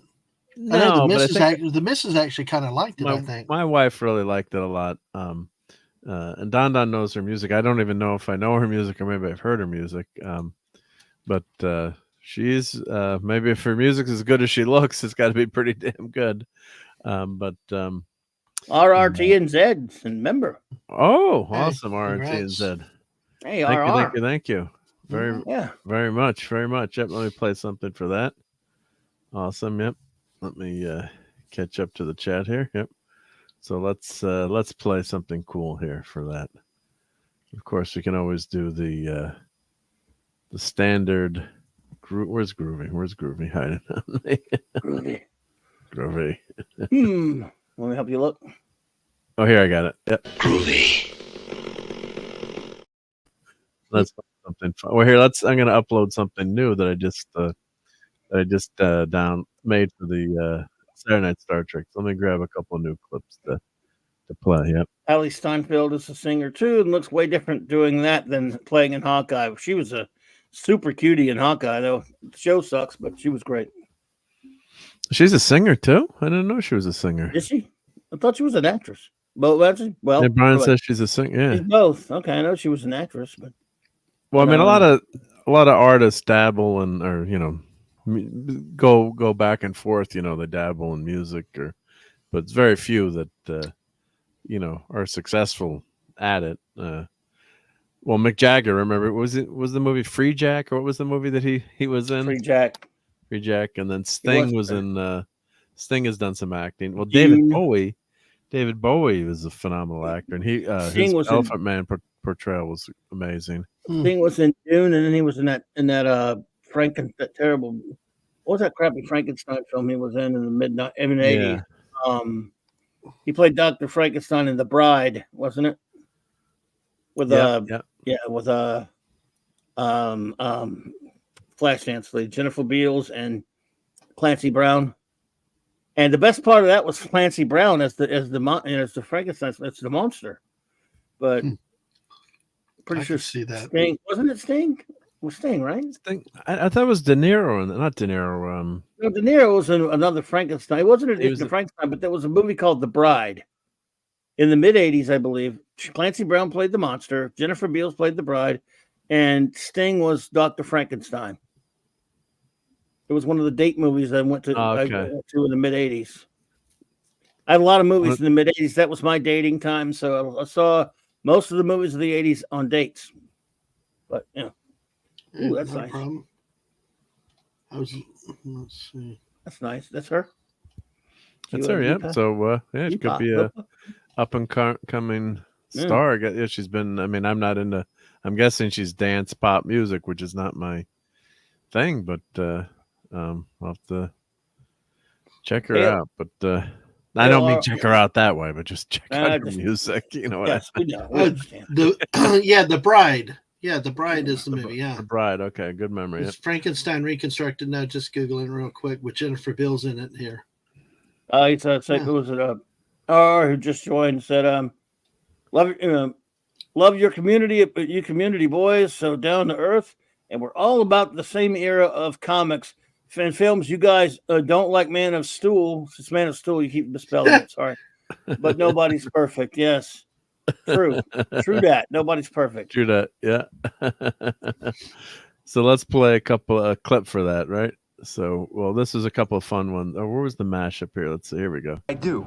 Fighter shuttles. A direct assault. You're going to attack them? Sir, the odds of surviving a direct assault on an Imperial Star Destroyer. Shut up! Yes. And there was another one here. Watch your mouth, hedgehog. Well, that's if someone gets mad at us. Yeah, we can do that. Yeah. Where was Neelix the Hedgehog? Neelix the Hedgehog. I thought you might like to get something to eat, unless your memories of our mess hall aren't good. As a matter of fact, I was quite fond of Neelix's food. Now that's something that's hard to believe. Ooh. Led by you? Good luck. Watch your mouth, hedgehog. I'm actually at 100 clips in my Star Trek. Oh, no, I got to delete some more Star Trek stuff. Oh, wow. I got to make a new one, yeah, or go through them. Yeah. So anyway, this one looks, in other news, is what's going on with Daredevil's pretty interesting. I've been seeing some updates from the set. Yeah, we'll show that. Or here's one more clip. Dad, man, you'll like this Star Wars mashup here, I hope. Oh, yes. This wasn't our agreement. I am altering the deal. Pray I don't alter it any further. We're going to defeat the Kyrians, and you're going to keep up your end of the bargain. This deal is getting worse all the time. I got to break out those Star Wars clips. I love that. Why do you have to torture Wes Cagle with the Voyager? Wes Cagle was making fun of Voyager, though, so hopefully you appreciated that. Yeah, Wes Cagle does not like Voyager. I get that impression anyway. Maybe I could be wrong. I could be misreading the room right there, but just saying I would definitely watch the series about evil Voyager. Yeah, exactly. They were good in that. That was a good episode. I really liked that episode. I love Living Witness. I really did love that one. Yeah, I love it. And I know everyone kept saying Mirror Mirror, but it had the Mirror Mirror vibe, but it wasn't. They were doing a Mirror Mirror take, but it wasn't the Mirror Universe. No. Yeah, which I liked because it wasn't, copying something. Oh yeah, cloning something. Yeah. I'm so sick of them screwing around in my Mirror Universe. Mirror Universe that belongs to me. Yeah, a lot of people don't realize that I own it. So they stop screwing with it. BDS9 screwed with it too much. Just realized next season of Voyagers when they start having all the kids. What? Oh, Naomi Wildman. I guess Naomi Wildman's that's right. Yeah. I thought it isn't. And then they got Uch. What's Ichiju? Who was the kid? Violet's traveling along a phaser beam. Shaw. So, yeah, there was the Borg kids. Yeah, I thought that wasn't sixth season. Oh well, we'll get through it. We'll get through it, Fiona. Someone had a request for Bar Rodent. You, Bar Rodent. Yeah, love it. Well, Argyle looks. I've seen actually now. I remember seeing a preview. We actually are going to look at this one when it comes out. It looks kind of cool and fun. Yeah, it's going to be kind of mindless, especially the cat, the CGI cat in there. Kind of weird. I want to watch the trailer now, but I can't show it, unfortunately. But yeah, so the trailer for this Argyle, you said was there was a commercial on the Super Bowl. I mean, not Super Bowl. I did watch this. I did see the commercial, but didn't have her in this. I don't remember seeing her. I think I would remember seeing her. He also showed a commercial for Roadhouse. Yeah, why the hell would you remake Roadhouse? Still in whole as in Roadhouse. I mean, I don't even care about the original, but I'm like, the original is one of the greatest movies of all time. Oh no. Yes, it is. Oh, it's phenomenal. It's goofy. Oh, it's awesome. I love Roadhouse. Oh, well, okay, but even I could understand the appeal to Roadhouse in a silly way. But even the more point, why remake it? What is wrong with something? Well, I agree with that. Yeah. Courtney. Hey, Courtney. Hello, hello. Courtney loved Roadhouse. Courtney loved Roadhouse, right? I love Roadhouse, and you Yes. also know why, because it's got Patrick Swayze behind it. Well, now you got Jake Gyllenhaal. Yeah. Oh, they're redoing it. That's right. Oh, I actually like why? Gyllenhaal. No one's going to remember this crap. Other than, again, 5-10 years from now, someone's going to hate. They'll have a conversation about Roadhouse out of nowhere, and someone will go, "Did you know they remade that?" And you go, "Really?" No. Well, yeah. Clobby, I'm with you. I'm not in agreement with that movie being remade whatsoever. Yeah. But I do like Jake Gyllenhaal, so that makes it a little bit better. But Oh yeah, it's nothing against him. It's just silly. And by the way, I won't see it probably. I don't care much for the original one way or the other. I've seen it. It's it's got Sam Elliott, so he's always cool. But it's cool enough, but everything it's like not really means not too much to me. But even I think it's dumb to do a remake of. It's like why? Yeah, that's one of those movies you shouldn't mess with. Roadhouse 2. What's Oh, you remember Roadhouse? Yes, there's What's a Roadhouse. Roadhouse 2. I Yes, call foul. Yep. Wait. Yep. No. Hey, you got the best Roadhouse, Texas Roadhouse. There you go. On the bottom. Yeah. And this, I mean, I was joking with my better half tonight. I'm like, Roadhouse, they're remaking it. I'm like, yeah, and they had the world's most intelligent and best looking emergency doctor in the world. Yep. she was kind of cute. Yep. So you had both, she was lovely. Patrick Swayze Kelly Lynch? Yeah. And that's who is it Kelly Lynch or is it was it not Kelly Lynch? What was that no, girl's name? I can't remember her name, which I should. But yeah, I Roadhouse feel like I 2 should too, and I have no clue. I remember her what she looks like. Wasn't it his wife in one of these movies? We've got confusing it with the other ones. Kelly Lynch, Princess and Brian are saying, yep. Mm-hmm. Kelly Lynch, yep. Kelly Lynch, that's right. So what's that was wrong then? So it was Kelly Lynch. Well, don't trust me. Yeah. Damn it. Damn you all. Damn it, Mark. Oh, wow. Yeah. I'd throw a penalty on you if you hadn't moved the penalty thing. Well, we can change back to that brand. Dude, wait till you see that new penalty one I sent you, Mark. That one's... yeah, I can't listen to it now, but I saved. Personal foul, crackback, 85, offense, 15-yard penalty. I like the crackback penalty. Mm-hmm. I looked for it. I was going to throw a penalty on you a minute ago, and I couldn't find it. Yeah, but I mean, I like Jake Gyllenhaal. He's great. He's a great Conor actor. McGregor. Mm-hmm. Oh Lord, he's in Conor that. Yeah, McGregor's in it. Yeah. Which is believable. Yeah. Let's see what Kelly Lynch was in. Let's see Kelly Lynch. She was in Roadhouse. That's about it. Is it anything Was it else? really a second one?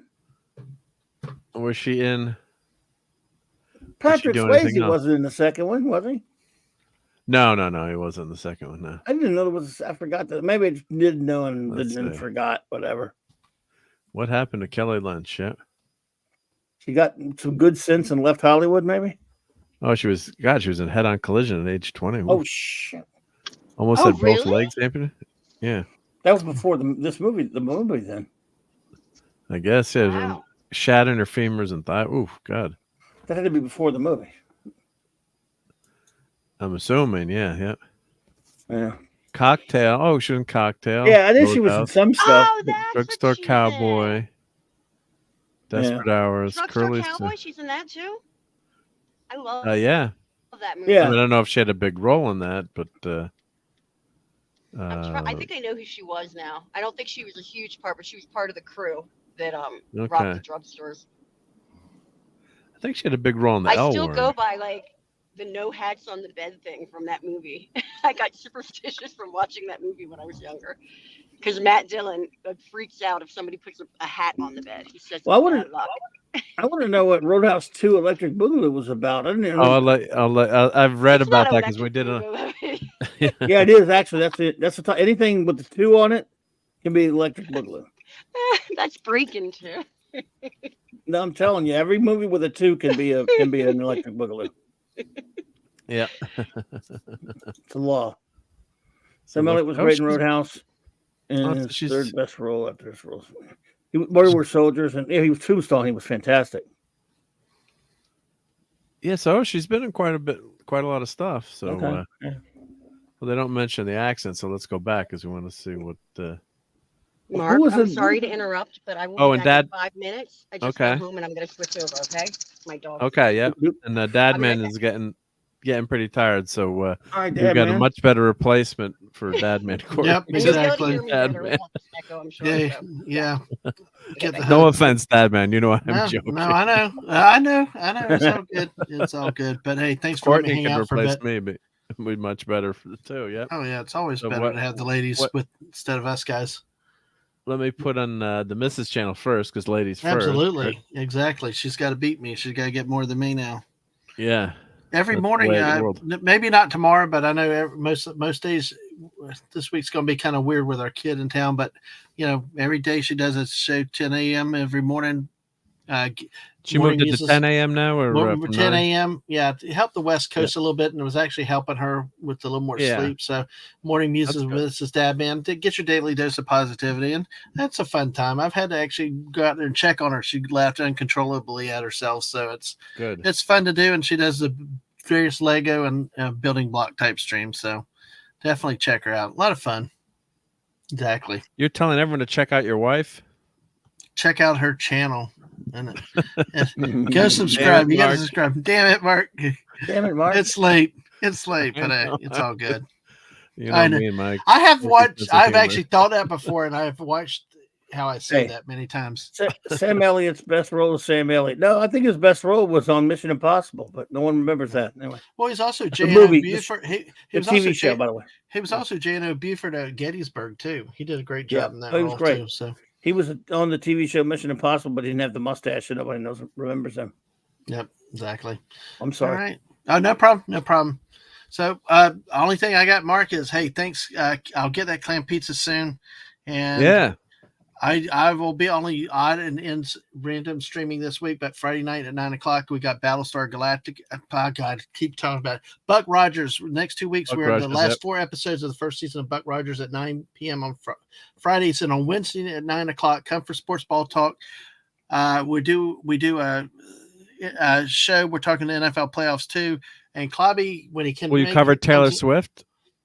We will have to talk about that again, apparently, going forward. But, and when we are blessed, really, too, we get the great Clobbering Times in for a few minutes of talk. So that's the biggest thing. Saturday, I got Rod Thunderheart coming on, and, just watch me for Twitter for links and stuff like that. All right, buddy. All right, guys. Always awesome, Dad Man. Thank you for being here. You guys have a great night, and I'll catch you later. Oh, we got to play Dad Man's outro. Oh, yeah, exactly. Where'd he go? We'll do where'd he go? Oh, yes. Because that's the best one with the misses. Yep. Where's the longer? Here we go. Yep. Where'd they go? Right there. Oh, screw you! I just love it. The perfect timing with that. As soon as I heard, I'm like, I'm not missing this clip. Nope. You guys have a great rest of the show and have some fun. All right, dude. Yep. Be good, man. Have a great week. Yep. Take care. All right. So let's check out this article here. So Kelly Lynch of course, I would say is most famous from Roadhouse to me, but I guess she's been in a lot of stuff. And so doctors advised her to amputate both legs, otherwise she'd get gangrene and die. My God, she was hit in a head-on collision on the freeway. I was an athlete. I was a state champion swimmer. I was a dancer. My intelligence is in my body. So that was going to be taken from me. I don't know what to do. So her mother stepped in and refused the surgeon's suggestion, determined to find someone who could help. Eventually, they found a fantastic surgeon. He put 2 small incisions in both my hips and all this mechanical stuff down my legs, and slowly I started walking. And wow. She still can't fully bend her knees, and that her legs do sometimes hurt, which is proud to say she performed her own stunts when she played Vivian Wood in the 2000 action comedy Charlie's Angel. Wow, so we never would know that yet. After the accident, everything was a gift. Wow. Yep. Someone gave me a second chance. I didn't want to let my mother down. Tried every day since then to have a great day, and I think my religion is leaving things better than I found them. Wow. So that's it's amazing. Never knew about that. Yeah. So I guess this must be an older. Oh no, it's only 4 or 5 years old article. So yep. But yeah, you never know what people go through, right? So yeah, only 20. So I guess what year was Roadhouse? I mean, that was late 80s. She was 59, so she was 20. I can do that math. That would have been She's my age. 1979. Yeah, so Roadhouse was 89. Yeah, so much after. Yep. So 83 was her first movie role. Then 86. She was in The Equalizer on TV. Very cool. Yep. So interesting stuff. Yep. But as we were saying, yeah, they're doing a Roadhouse remake, which is, I mean, I guess it could be good, but I mean, I love the original so much. I mean, it's just like, what's the point of doing it, as you always say, right? I just don't get I mean, look, they got, for example, they have Ryan Gosling facing as a Fall Guy remake. You could do more with the premise of that, and it was a TV show that lasted a long time. I mean, people like the show, fine, but it's a bunch of episodes or something. The premise lends itself to further adventures. I didn't even know about, or at least forgot there was a Roadhouse 2, and everyone else did too, apparently. Roadhouse is like a one-off thing, a movie that a lot of people really, remember well and enjoy it, right? And this is like going back to remake that. It's just different because the Gosling thing, he's going to be playing a bounty hunter. I mean, I don't know if he's playing a bounty hunter. He's a stunt man who gets involved in some kind of case. So it's similar to the Fall Guy. It's going to be called the Fall Guy, but there's enough differences to it that I don't know. It's just a little bit different. It's not remaking the TV show that much. It's something similar, and I think even Lee Majors might make an appearance. This is just let's go back and just take that concept, the same thing they did the last time. He'll be a bouncer who can beat everybody up, and he'll probably fight criminals in a small town, and that, which is by the way, because of the way things were in the world, is a story that's more credible in the 1980s than it is today, if that's the same plot. Yeah. So well, this picture's for Lisa. Here you go, Lisa. Jake, he did get in great shape for this movie. I mean, not bad. Did he? Bad. Or is that Photoshop? No, that's him, because he got in really great shape for the Spider-Man movie too. So when he's played a Southpaw, he was playing a boxer. So actually, he's taller than Conor McGregor. Wow. McGregor looks massive in this movie. Looks like McGregor put on some weight for this movie. Is McGregor the Sam Elliott in this thing? No, he's the bad guy. The bad guy. Oh, he's the baddie. Yeah, he's the baddie. Yep. I mean, there's no point. I mean, I'll watch it. I'm not gonna say I won't watch it, but Roadhouse is one of my all-time. We call it a guilty pleasure. Right. When you watch a movie like Roadhouse, yeah, it's a stupid movie. I freely admit it. With all the style to Swayze in that thing, and then you got, like I said, you got Elliott and stuff. It just works for it's a quintessential 80s. Yeah, slice. This is just it's silly. It's, like I said, I actually understand the charm and the kind of the idea of doing the Fall Guy thing, where this is just no point. This. Because you don't need to do it. It's not going to be Patrick Swayze. And then they're trying to recreate the movie too. They're not trying to do it different. It looked like the car scene in it where all the tires get slashed. When he goes to the bus, so a lot of the the knife, the hidden knife, or like the knife in the foot, in the heel. It was like it was. So yeah, it's just. Of course, Patrick Swayze, unfortunately, is no longer with us. Cancer. He had pancreatic cancer and fought pretty damn hard for a few years. And he was actually starring in a TV show and died, I think, while filming that TV show where they would have kept the show going. And unfortunately, he passed away. So, he's, like this could be good, but it won't have the charm. There's no way it could match the charm of that original movie, and you can't disagree with Raquel, of course, right? Number one, love you. Number one, love you. Everyone put a Raquel in the chat. It's senseless. Say, Raquel, you have an icon now. Oh yeah. It's just so senseless. I mean, again, it's not even offensive. It's just stupid. Yeah. What's the point? Guys, I don't really get into it. I'm just like, whatever, guys. I mean, It's so unimaginative and so worthless. I mean, they made him a UFC fighter. Okay, all right. So I guess that kind of makes sense. But you could take. See, I respect more than if you say, we do something that's inspired by Roadhouse, like something about new take, similar type of idea of the character like that, but you do a different story with him, maybe. And again, this is 2024. Are there a lot of towns now that are that remote where they're like, where they have like these bars? I mean, I guess I'm sure they do, but like and you have like this robber baron type that's running the town like that and all that stuff. That story's kind of I don't know. It's I mean, very A-Team 80s, and I love the A-Team. Don't get me wrong. Yeah, you can do it, I guess. Raquel likes the emoji, I guess. Yep. You made me an emoji. Yes, I did. Yep. Hey, RobAltis. Yep. RobAltis, what's up, buddy? Yeah, it's just, I don't know, man. I don't get it. It's kind of silly. Gyllenhaal looks like the kind of guy who should play a pretty cool, macho villain. Macho hero type. Why waste him in a dopey remake that nobody's going to remember 5 minutes later?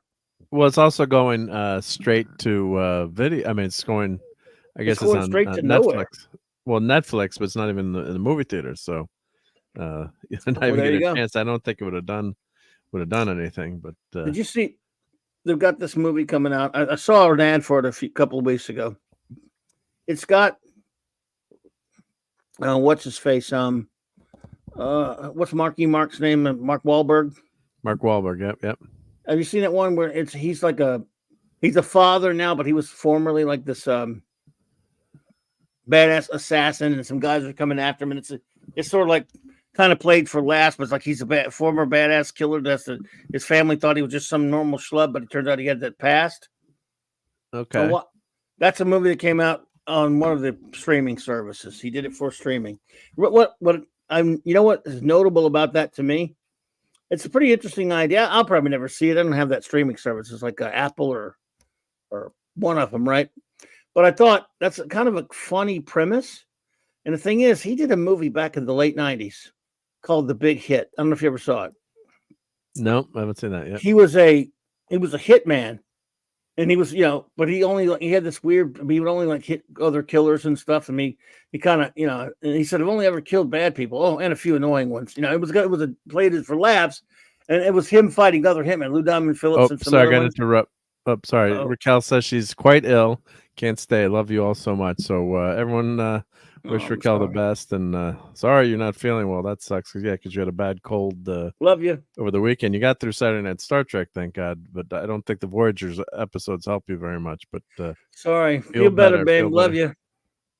Take care. Oh, and RobAltis just joined. Being a YouTube member. Nice. Awesome. To the Silver Surfers. Thank you. Nice.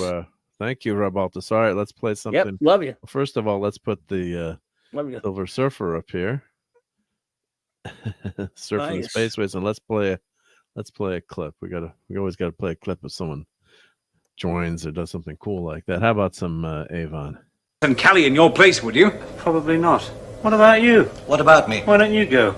You are expendable. And you're not? No, I'm not. I am not expendable. I'm not stupid, and I'm not going.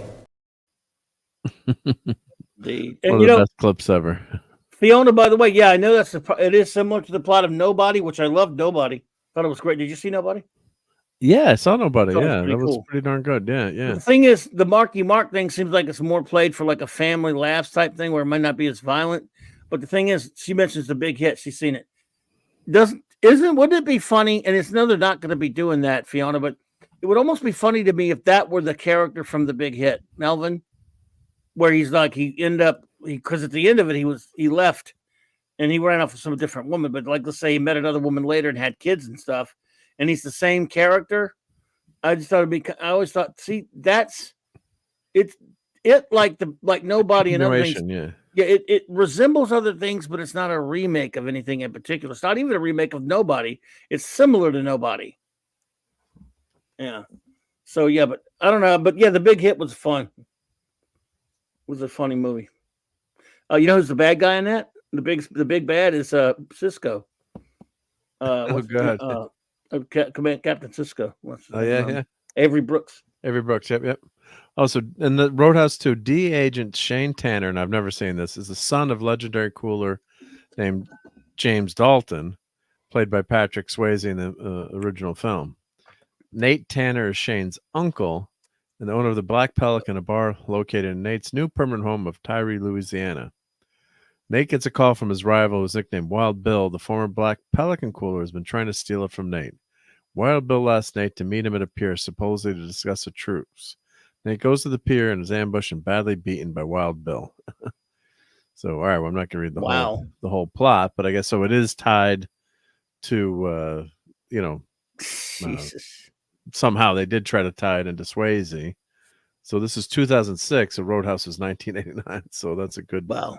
I can't remember when Swayze died. Jake Busey is the bad guy. It's Wild Bill. Oh my goodness. He looks familiar. So that's the good guy. The good guy. Oh, I like her. Bo Hampton. Lauren Hallman. Richard Norton. Norton. And Will Patton. Yep, he's a great actor, Will Patton. Like it was a Falling Skies. He was good in that. Yep. And funny how I didn't remember how no one remembers this thing, but the original is a classic. Yeah. Scott Weinberg rated 2.5 out of 5 stars and called it a predictably mindless, silly mess that was simply made to capitalize on the first film's fandom. The review of both films, or better ignore the sequel, simply rewatch the original instead. And I remember reading about this when we did the first one on Toxic Tuesday. There was, it was just a silly idea, and I think they tried to get Swayze or what, I can't remember. Finally getting it made was a mess, but it's you don't need a sequel to that, right? I guess, of course, look what they did with Creed, right? I mean, that's a great idea, right? But that's I don't know, it's just well written, Creed, I guess, and it's a good, interesting idea to have, Apollo Creed's son. So I guess you can't say you can't do it, but yeah, it's got to be a good movie. And Roadhouse was just a silly, fun movie. So there you go. That's for you, Clobber Times. Ellen Holloman. Yeah. So she was in Roadhouse too. Wow. Yeah, I like it. She was in Army of One. Oh, she was in OMAC. So yeah, but yeah, it's the telephone tracer, anti-tracer bit has me in stitches. Yeah. 2009 Swayze died. Thank you, Fiona. Yeah. Telephone tracer thing.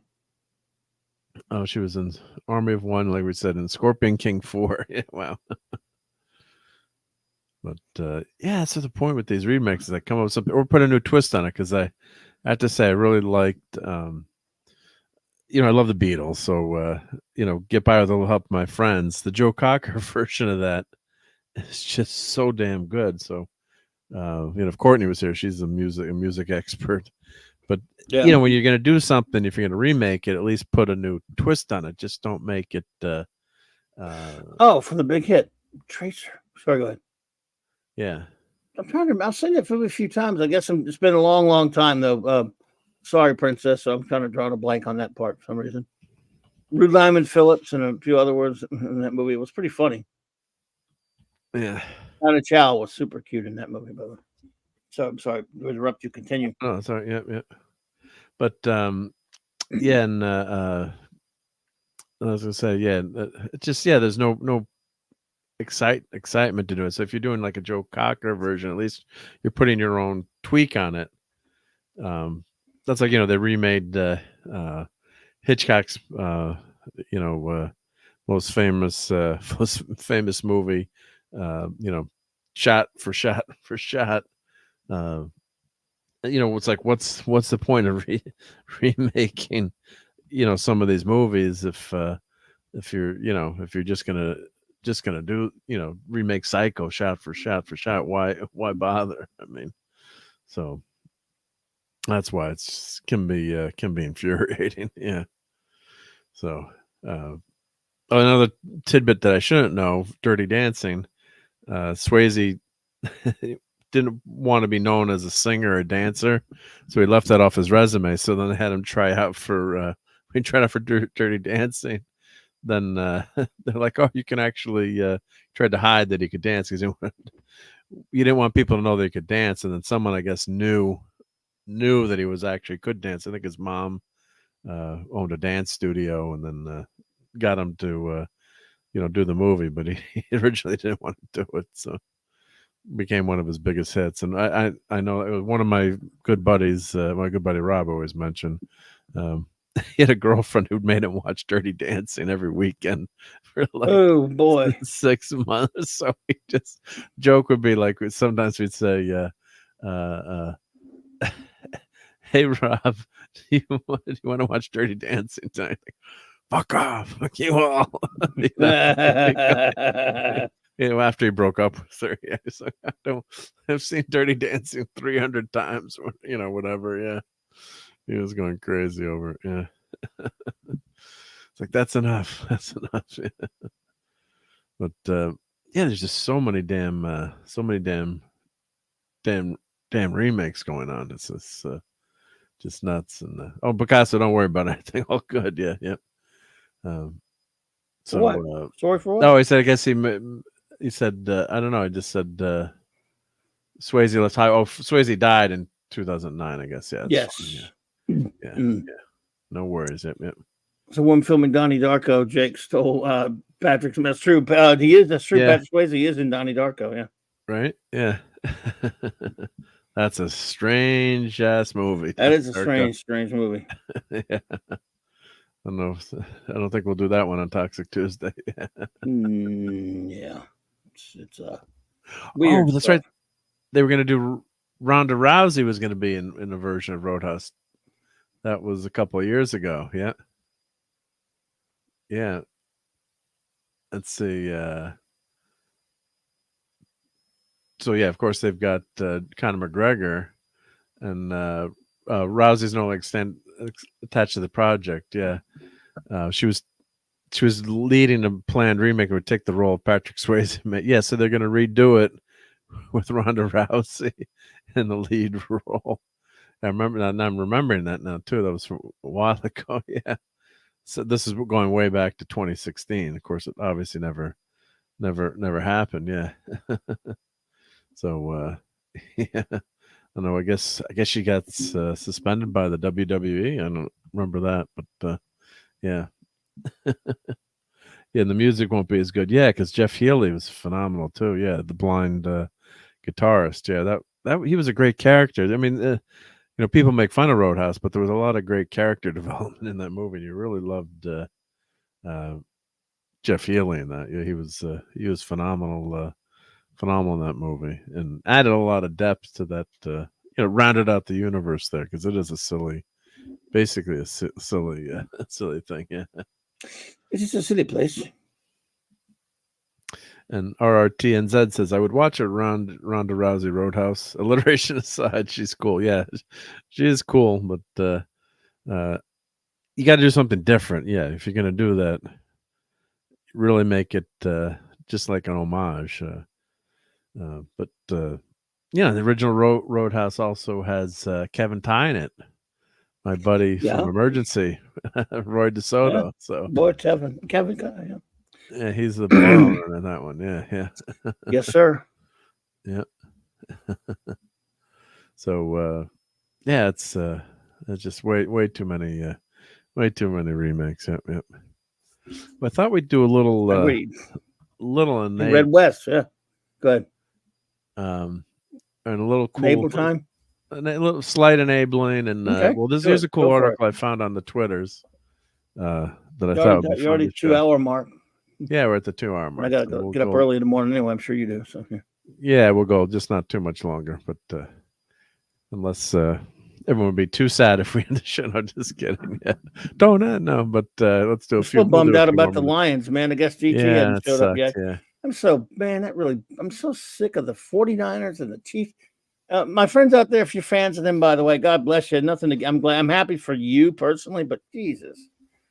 I'm sorry. Yeah, because you're getting the same teams again too, so that's what's I mean, yeah, that's going to be exciting to see, but yeah, they're exciting teams to watch, I have to say, but yeah, Dan Campbell, just man, the Lions. He's going to get fired. No, he's probably not. He don't. No, he can't get fired. No, I don't want him fired, but man, that was really bad. Anyway, go ahead, man. That was bad. Yeah, that was bad. Yeah. And RobAltis got them at Kevin Ty in Burbank. Oh man, you're a lucky guy. Would have had some emergency swag to get signed. Yep, yeah.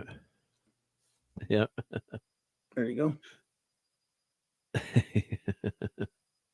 Yeah, they were going to switch it up with Rhonda. Yep. Oh, and Courtney should rinse off my dog who jumped in mud. I hate it when that happens. Yep.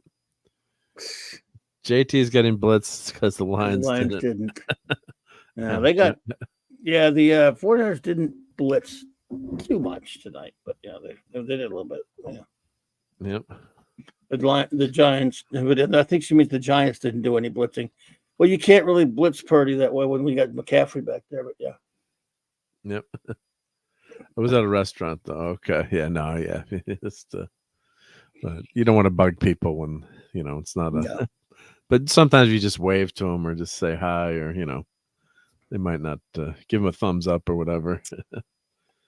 They might not mind too much. Yep. So today is International Lego Day. This is a day for everything. Who cares? I don't know if that's true or not. Why the Lego Day? To celebrate, we have a collection of classic movies recreated with the iconic toy with the creators too. So I put the link in the chat. The governments of the world got together and declared it International Lego Day. Sorry.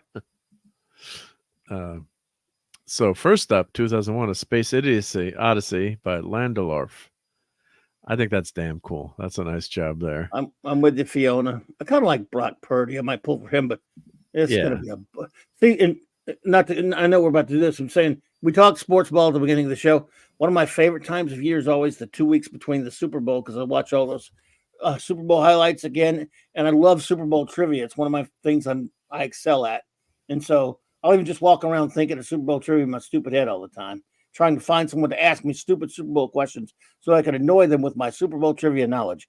And now I don't even feel it. I'm not even feeling it right now. Go ahead.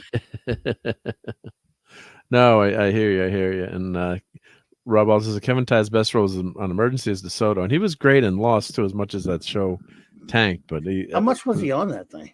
He was on quite a bit. I think the third season or the last. Yeah. I think the last season I stopped watching it because I couldn't take the mystery box anymore. But right. He was damn good in it. Let's see. Do I have my emergency clip in here? Let's see if I have that. My favorite thing was that noise. Yeah. Was I got to put my clips in order now? But they had a special team up with Adam 12 once, didn't they? They did. Yeah, they did have a team up. Yep. It was like a Marvel team up, like a Brave and the Bold. Yeah. But I had a clip of a kid that was eating. He ate all the dough. And it was one of those funny things. Like you like that one. I've played that one. Well, the funny thing was like my sister and I were like horrified because my grandmother, of course, made dough every weekend, and like she's like, "Don't eat the dough, don't eat the dough." I can't find the clip now, but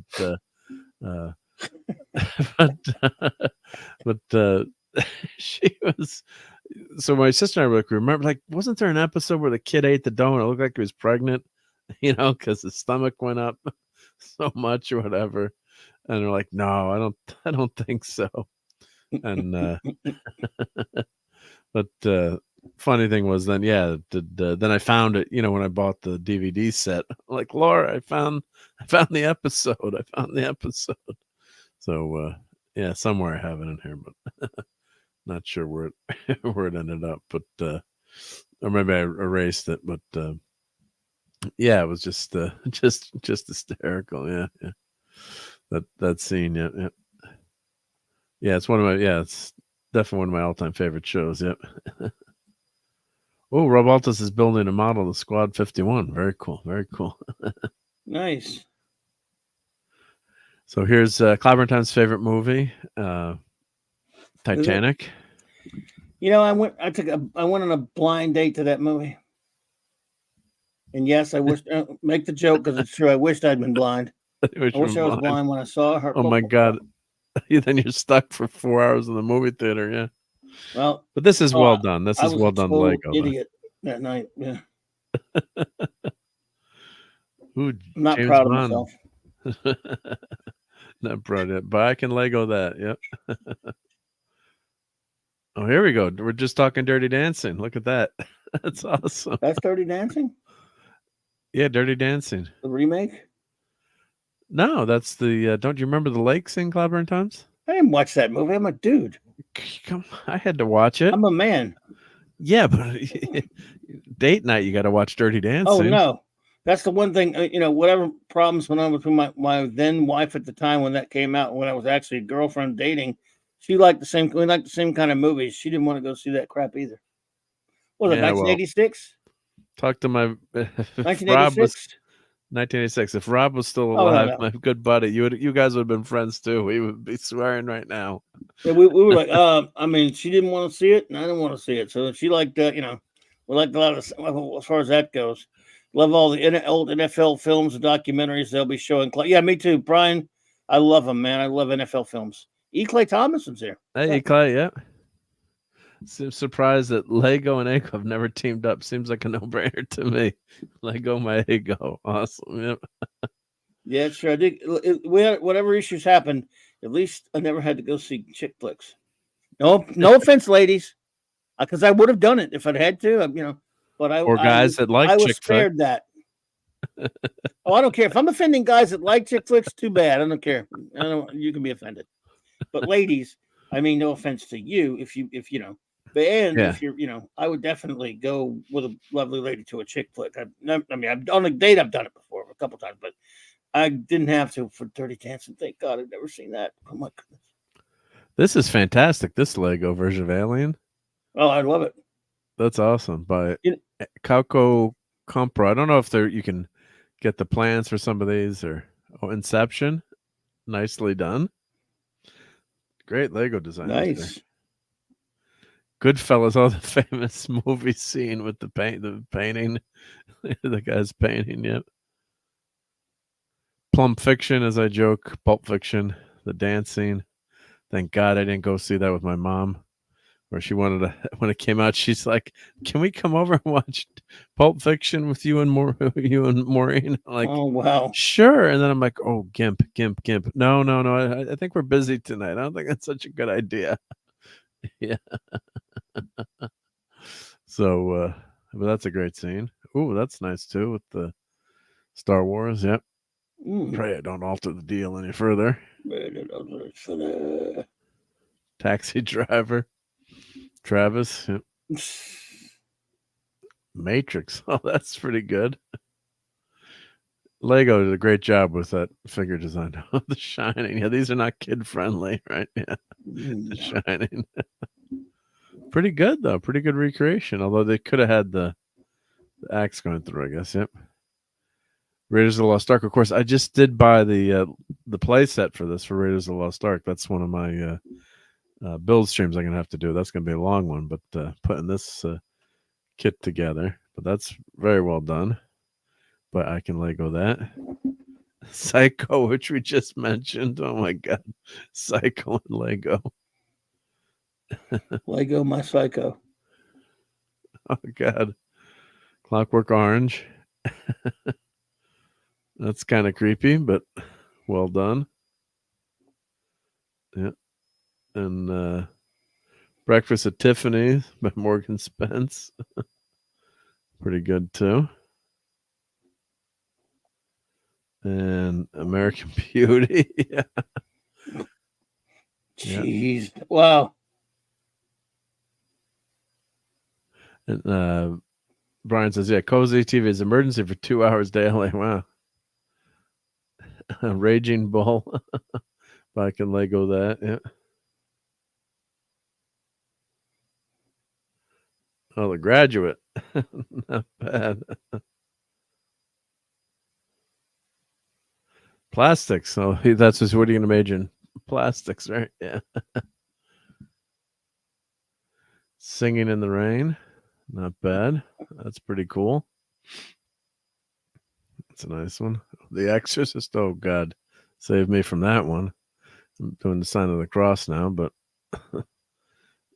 yeah, I never thought these would be all these scary ones. Yeah. Sound of Music. That's all right. Not great. Godfather. That's an interesting scene to pick. Butch Cassidy and the Sundance Kid. Yep, the classic ending. If you haven't seen Butch Cassidy and the Sundance Kid, go watch it. Yep. Yes. E.T. Oh, that's a good one. Nicely done. Yep. Oh yeah, Mark Singer. Yeah, he's pretty hunky in Beastmaster. That's for sure. Yep. Yep. Is he? Be miniseries inside to check out Beastmaster. He's pretty hunky in that, huh? Yeah. Yep. he was cool in B.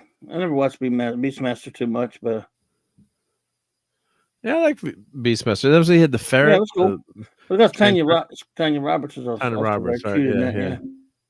Yeah, so that was pretty fun, that Lego stuff. Yeah. So yeah. So hope you enjoyed that. And I think I did have one other item to enable. So let's see what we got here. Low spec Linux laptop. Hey, low spec Linux laptop. Someday you'll be high spec. Just kidding. Linux is a great way to save an old laptop. V miniseries is really good though. Hang on, I need to watch them so many times, and every couple of years, I just get the mood to watch it again. I haven't watched, especially the two miniseries. Really? When we were talking about it, just the other night on your show, I guess. The other night. Yeah. There's a redheaded babe in the movie for you, Club. Which movie would that be?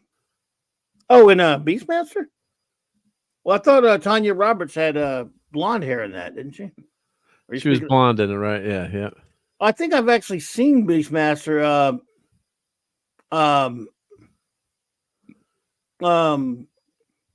Princess, but it's just been a while. But I remember Tanya Roberts being in it. Yeah. That's a fun movie. Yep. But there's a redhead in there. I'm all into that. Yeah. For sure. Right? Yep. She's a redhead watching it right now. Oh, okay. Yep. And this is something that she's Stuart Mitchell. Hey, Stuart Mitchell. I didn't realize Tanya had red hair in that one. Okay. Maybe I'm thinking of Sheena, Queen of the Jungle, where she's had blonde hair in that. Anyway, go ahead. Sorry. Well, this is something that low spec Linux laptop might like. This is a little bit enabling. So let me share the screen here. Oh, brought that back. So this is a new Atari 400 Mini, which is for pre-order, $120. Now, what the hell? Yeah. And boobies, she says, of course. Well, naturally, we all know that goes without saying. Yeah, we like those. Yeah, we like those right here.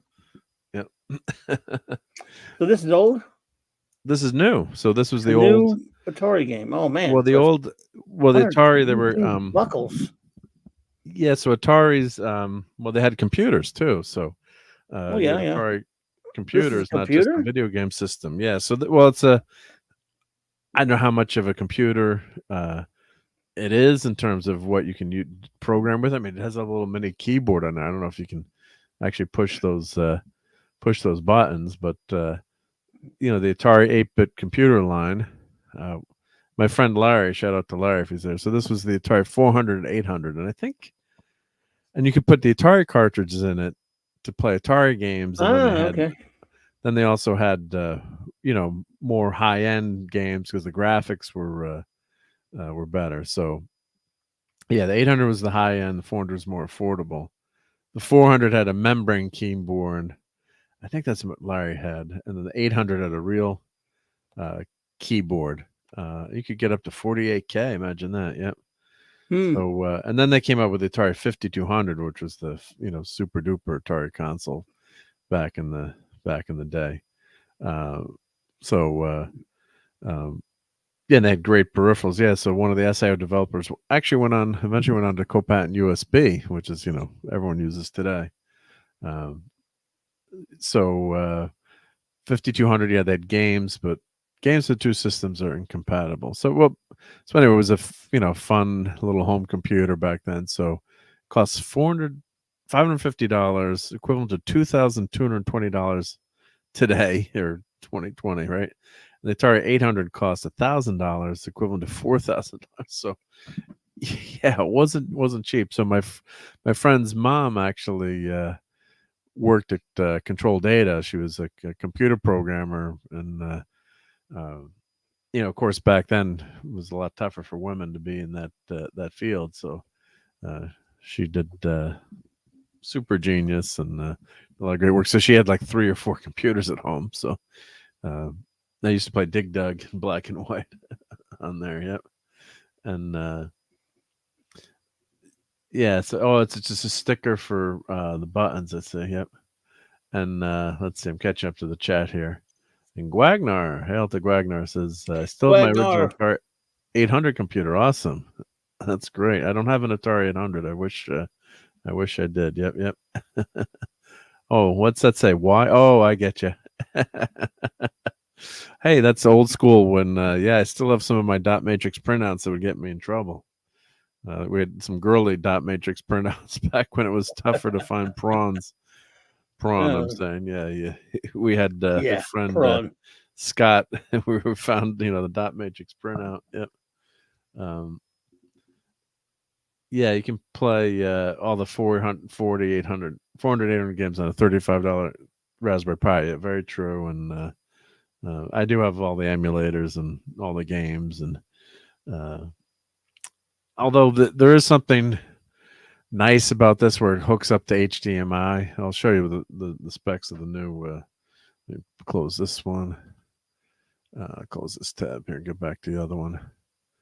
So yeah, so it does have HDMI, so it's easier to plug in. It's if you don't have the emulators, and I guess it doesn't do anything on that little keyboard. Raspberry Pi. Yep. What is that?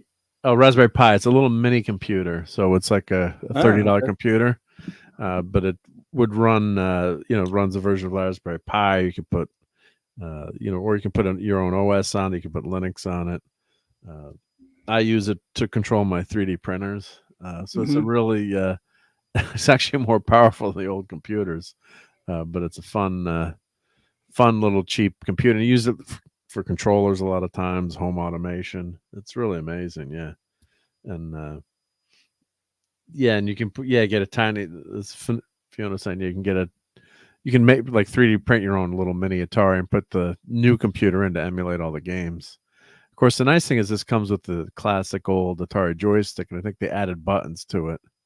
Because if you grew up playing those games with those buttons, it's pretty cool. And it's all, I guess it's USB, so maybe you can hook it up to your regular. That'd be cool. You could hook it up to your, your PC, your computer. So let's see what they say about it here. So you get a stick, the joystick, 25 built-in games, Lee, Berserk, Millipede, Miner, Mule, and Star Raiders 2. So those are pretty good games. So it's you can do it a lot cheaper, if you do it yourself or do it on a Pi. Single board computer. Yep, it's everything on the computer. Yep, don't eat it. And they keep coming out with different versions, and they keep getting more and more powerful. But you can do. I have a couple of them, and you can do a lot on them. Surfing the internet. If you just needed a bare bones way to surf the internet. Yeah. So nice. There's your joystick. I guess you can't. Can you do any programming on this or do anything with it? I don't know. They don't really. It seems like it's geared more toward just the games from that Atari 400, and I'm guessing 800. I guess that's not really explained that well yet. So it emulates the 8-bit range from 400 to 130XC. Atari 5200. And play your own compatible games via the flash drive. Yeah, so if you, I guess they're telling you find the games on the interwebs. Yep. Yeah, they did break pretty easily. SK. I have actually some aftermarket joysticks that I bought back in the 80s that I still have. And my Atari broke a few years ago, so once in a while I hook it up and played it. So, but the joystick still worked. And they did actually come up with I did buy the Atari VCS, which is probably overpriced for what it is. Mm-hmm. This upgrade to the Atari, it plays the old games too, and with a new joystick. But there's something about playing with that damn old joystick. So they came out with this 2600 plus, which is only $130, and it actually your old cartridges work. So it's like a new old Atari. I might buy this someday. It's emulation. It's overpriced, but $130, it's not bad. But 10-in-1 game cartridge, just the nostalgia factor, and it actually works with your old game cartridges if you had it. So, and it works with HDMI, so it's got a widescreen mode, so it's just plugs right in and works. Oh, and it comes with that same new joystick that the 400 did. So I don't know. That sounds pretty fun. Yep. And Fiona says, look at that. 30 pies around the house. Every TV has a primary HD PC, which is home theater PC. See, I know my acronyms. And Plex renderer plus Kodi. So Plex is where I keep all my movies and TV too. Yeah, Plex is good. Yep. And Atari VCS, I would try to put straight up Linux on it. Yeah, that's probably what you should do with that. Yeah, you can. There's a separate boot mode to that that you could run a different OS in it. But yeah, I wasn't too.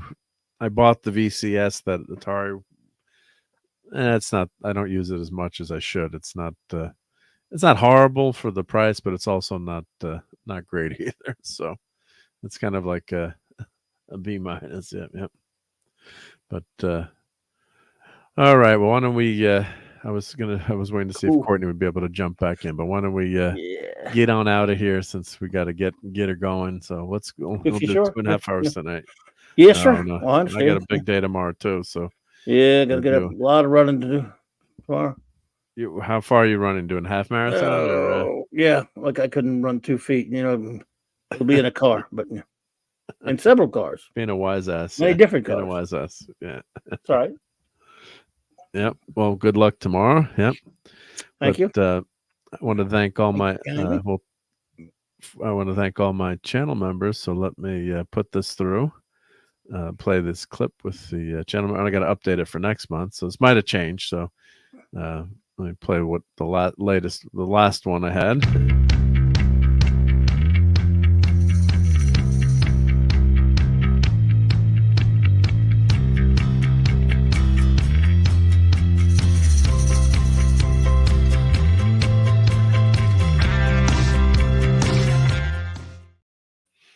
Thank you, everyone who's a channel member. Much appreciated. Yes. Really great. Really, I don't ever take that for granted, and really appreciate it. And let's check my. We had some new members tonight too. So, or we had some member chats too. So we had Picasso with a member chat, and Dadman playing Fortnite, says Wes Cagle. Goddamn it, Mark. And RRTNZ is a new member, and RobAltis is a new member. So much appreciated, guys. It's very kind of you to do that. Indeed. Let's see here. So what you got up coming up tomorrow night, Clobbernuts, after you do all your running? Tomorrow night, J-Man won't be doing a show like we usually do on 6, so I'll just be me at 9 o'clock Central Standard Time for Monday night Marc C Comics Talk. Probably just an open talk. We'll think of something when the time comes, and it'll be comics related for sure. And then the usual stretch of shows throughout the week, Tuesdays and Thursdays at the great Midnight's Edge After Dark at 6 p.m. with Tom and that gang. And no, I don't think Loki has a show Wednesday night either, but I'll have my show. My Wednesday night show for Wildcard Wednesday night, and Thursday at the Clubhouse with you and Raquel, of course, with the Blake 7 going on there. And back at J-Man's Friday night for our Frank Miller Daredevil coverage, and then with the Comic Shop Boys with Dick and the Gang of 32 Flavors. And after that, and then, of course, Saturday night Star Trek. So all that good stuff, all ending up back here next Sunday night for the geekery. Yeah, no need to watch regular TV. And we were going to do a little. We didn't do the foodery tonight. I don't know Gwagner was here, but next week will be the best time for that anyway, since it's the week Super before Bowl the prep. Scooper Bowl. There's one of my favorite things there, and thank you again to Wagner. I think you would like those, right? You wouldn't mind if I made those for you. I'd knock every one of those suckers out. You wouldn't have. I'll give you the recipe for that. Maybe your mom can make you those for the Super Bowl. I doubt it. Mom wouldn't make those for you? She would, I guess.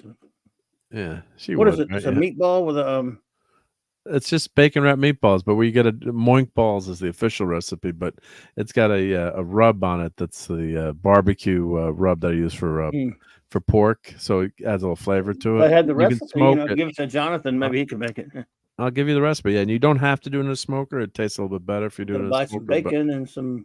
Yeah, and you buy the meatballs. What kind of meatballs do you have to find? Well, I make them from scratch, but you can just buy the bag o meatballs and do it the lazy way. But yeah,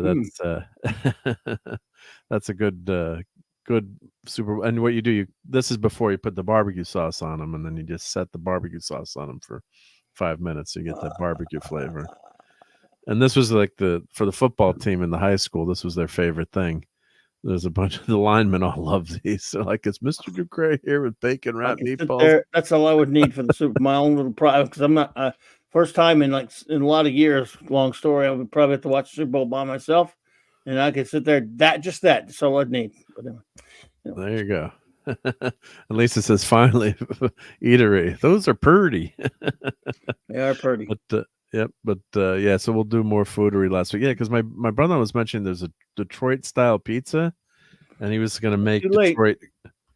Yeah, because when we started in the first half, we were gonna. He's like, the Lions are gonna win. I don't know if he jinxed them. Sorry, JT, but he's like, yeah, I'm gonna make Detroit style pizza. I'm like, well, what the hell is that? And here we're getting on here. I always do this, but here's some Detroit style pizza. Now that I teased you with that, so I guess it's kind of like a little bit like Chicago deep dish, but not quite as thick, maybe. It's Detroit style pan pizza, and he was planning on making it for the Super Bowl. It's a penalty now because they didn't get in. So yeah, so unfortunately, there is no Detroit style pan pizza needed. Well, I guess maybe we'll make it. Who in the world outside of the fan bases wanted this Super Bowl? Man, the whole world could have got behind a Lions Super Bowl against a juggernaut like the Chiefs, but now, man, other than 49 fans, they had 1 million Super Bowls. Who cares? Ugh. Yeah. Well, let's say goodnight to everyone in the chat. I agree. Yep. So, see, Mark isn't a tease. He delivers. There you go. Right. Go everyone, go get some pizza now. So, good night to Lisa. Good night to the Stream Elements bot, RRT and Z, Wes Cagle, the Geek and I, E. Clay Thomason, Jonah Hex. Hail to Jonah Hex. Low Spec Linux Laptop, Wagner, Brian Hepburn, Fiona. I think I said Wes Cagle, RobAltis.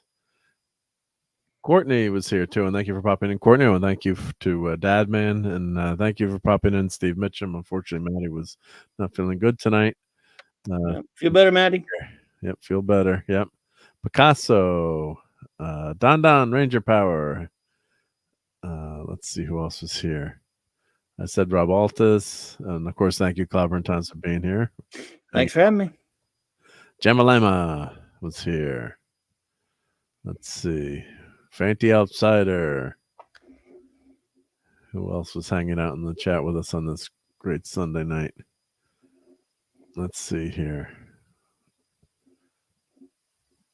Well, we got 22 people hanging out with us right now, which is good. At the end, we got a lot of people, which is great. Thank you all for being here. So during Picasso was here. Let's see who else was in the chat. So this week, of course, I'll be on Toxic Tuesday. Oh, and Geoff was here. Broga was here. Hey, Geoff. Yeah. What the heck is the movie for Toxic Tuesday this week? I think it is. Let me switch. I always forget. I have to write it down now because I forget with my cruddy memory. what the Toxic Tuesday movie is. So it's this week we've got Crocodile Dundee. That's right. I love that movie. Yeah, so Toxic Tuesday on I love both FKHC those movies. 5. Yep. So yeah, so that those first two movies are good. Yep. So Rob says good night, everyone. Yep. Detroit style is like Sicilian with burnt engines. Okay, thank you. Yep. Picasso says good night. Waskagel. Yeah, so I'll be on Toxic Tuesday. Wednesday, maybe I'll go see Godzilla minus one color on Wednesday night or Wednesday afternoon. Yeah. And then, of course, Thursday night in black and white. Yeah. See if I can. Oh, I hope I don't have a meeting that night. Crap. I have a meeting that night. I hope you get to see it because you should. Yeah, before it goes. Yep. Is that let's see, what's today? January. That would be, my God, it's already January. And then my better half is going, she's going to be away too for work that night too. So maybe I'll do. You get to go to the movie. Go to the movie, yeah. Unless I have to pick her up coming back. She's coming back Wednesday, so unless she's coming back from the airport, hopefully she has a ride. Sorry, Maureen, if I go. And then it's her birthday on Thursday, so I better not forget her birthday. So please remind me that my wife's birthday is on Thursday. So I don't know if I'm going to be there for the. That's all right. The clubhouse, because I think we're actually going out to dinner. Yes, I did make reservations. Just let us know so we know we won't review an episode. We'll wait. So. Yeah. I think probably we should skip the. Okay, no review. If you do want to skip the review, we'll wait for you. But what should I do? Should I go to the clubhouse or should I take my wife out for dinner for her birthday? Yes, you should destroy your marriage. Destroy your marriage for the clubhouse. Yeah, what do you guys think? Yeah. But so just let me know when you're sure about that, so we'll know that. Yeah, I'll let you know. Yep. And then she's going to be away for the Super Bowl too. I should fly down to go hang out. We'll go watch the Twin Peaks.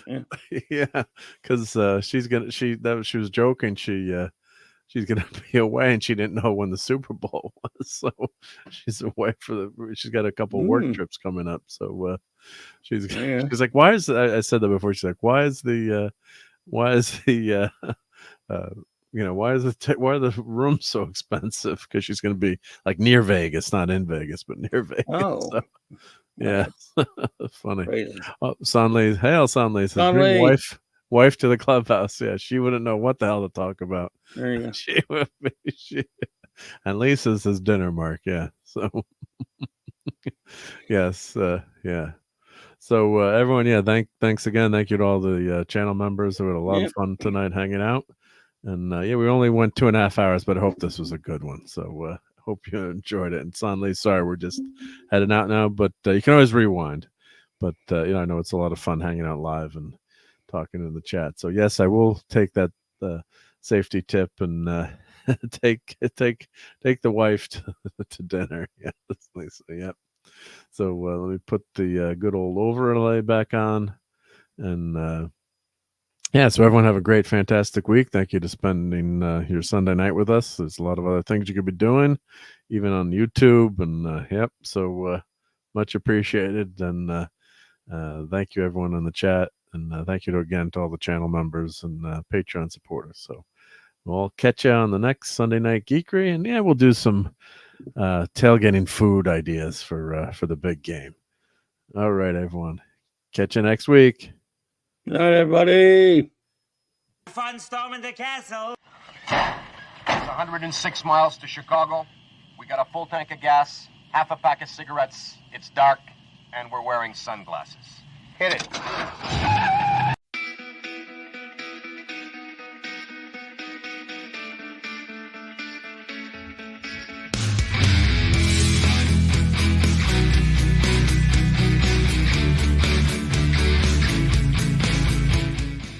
Still here?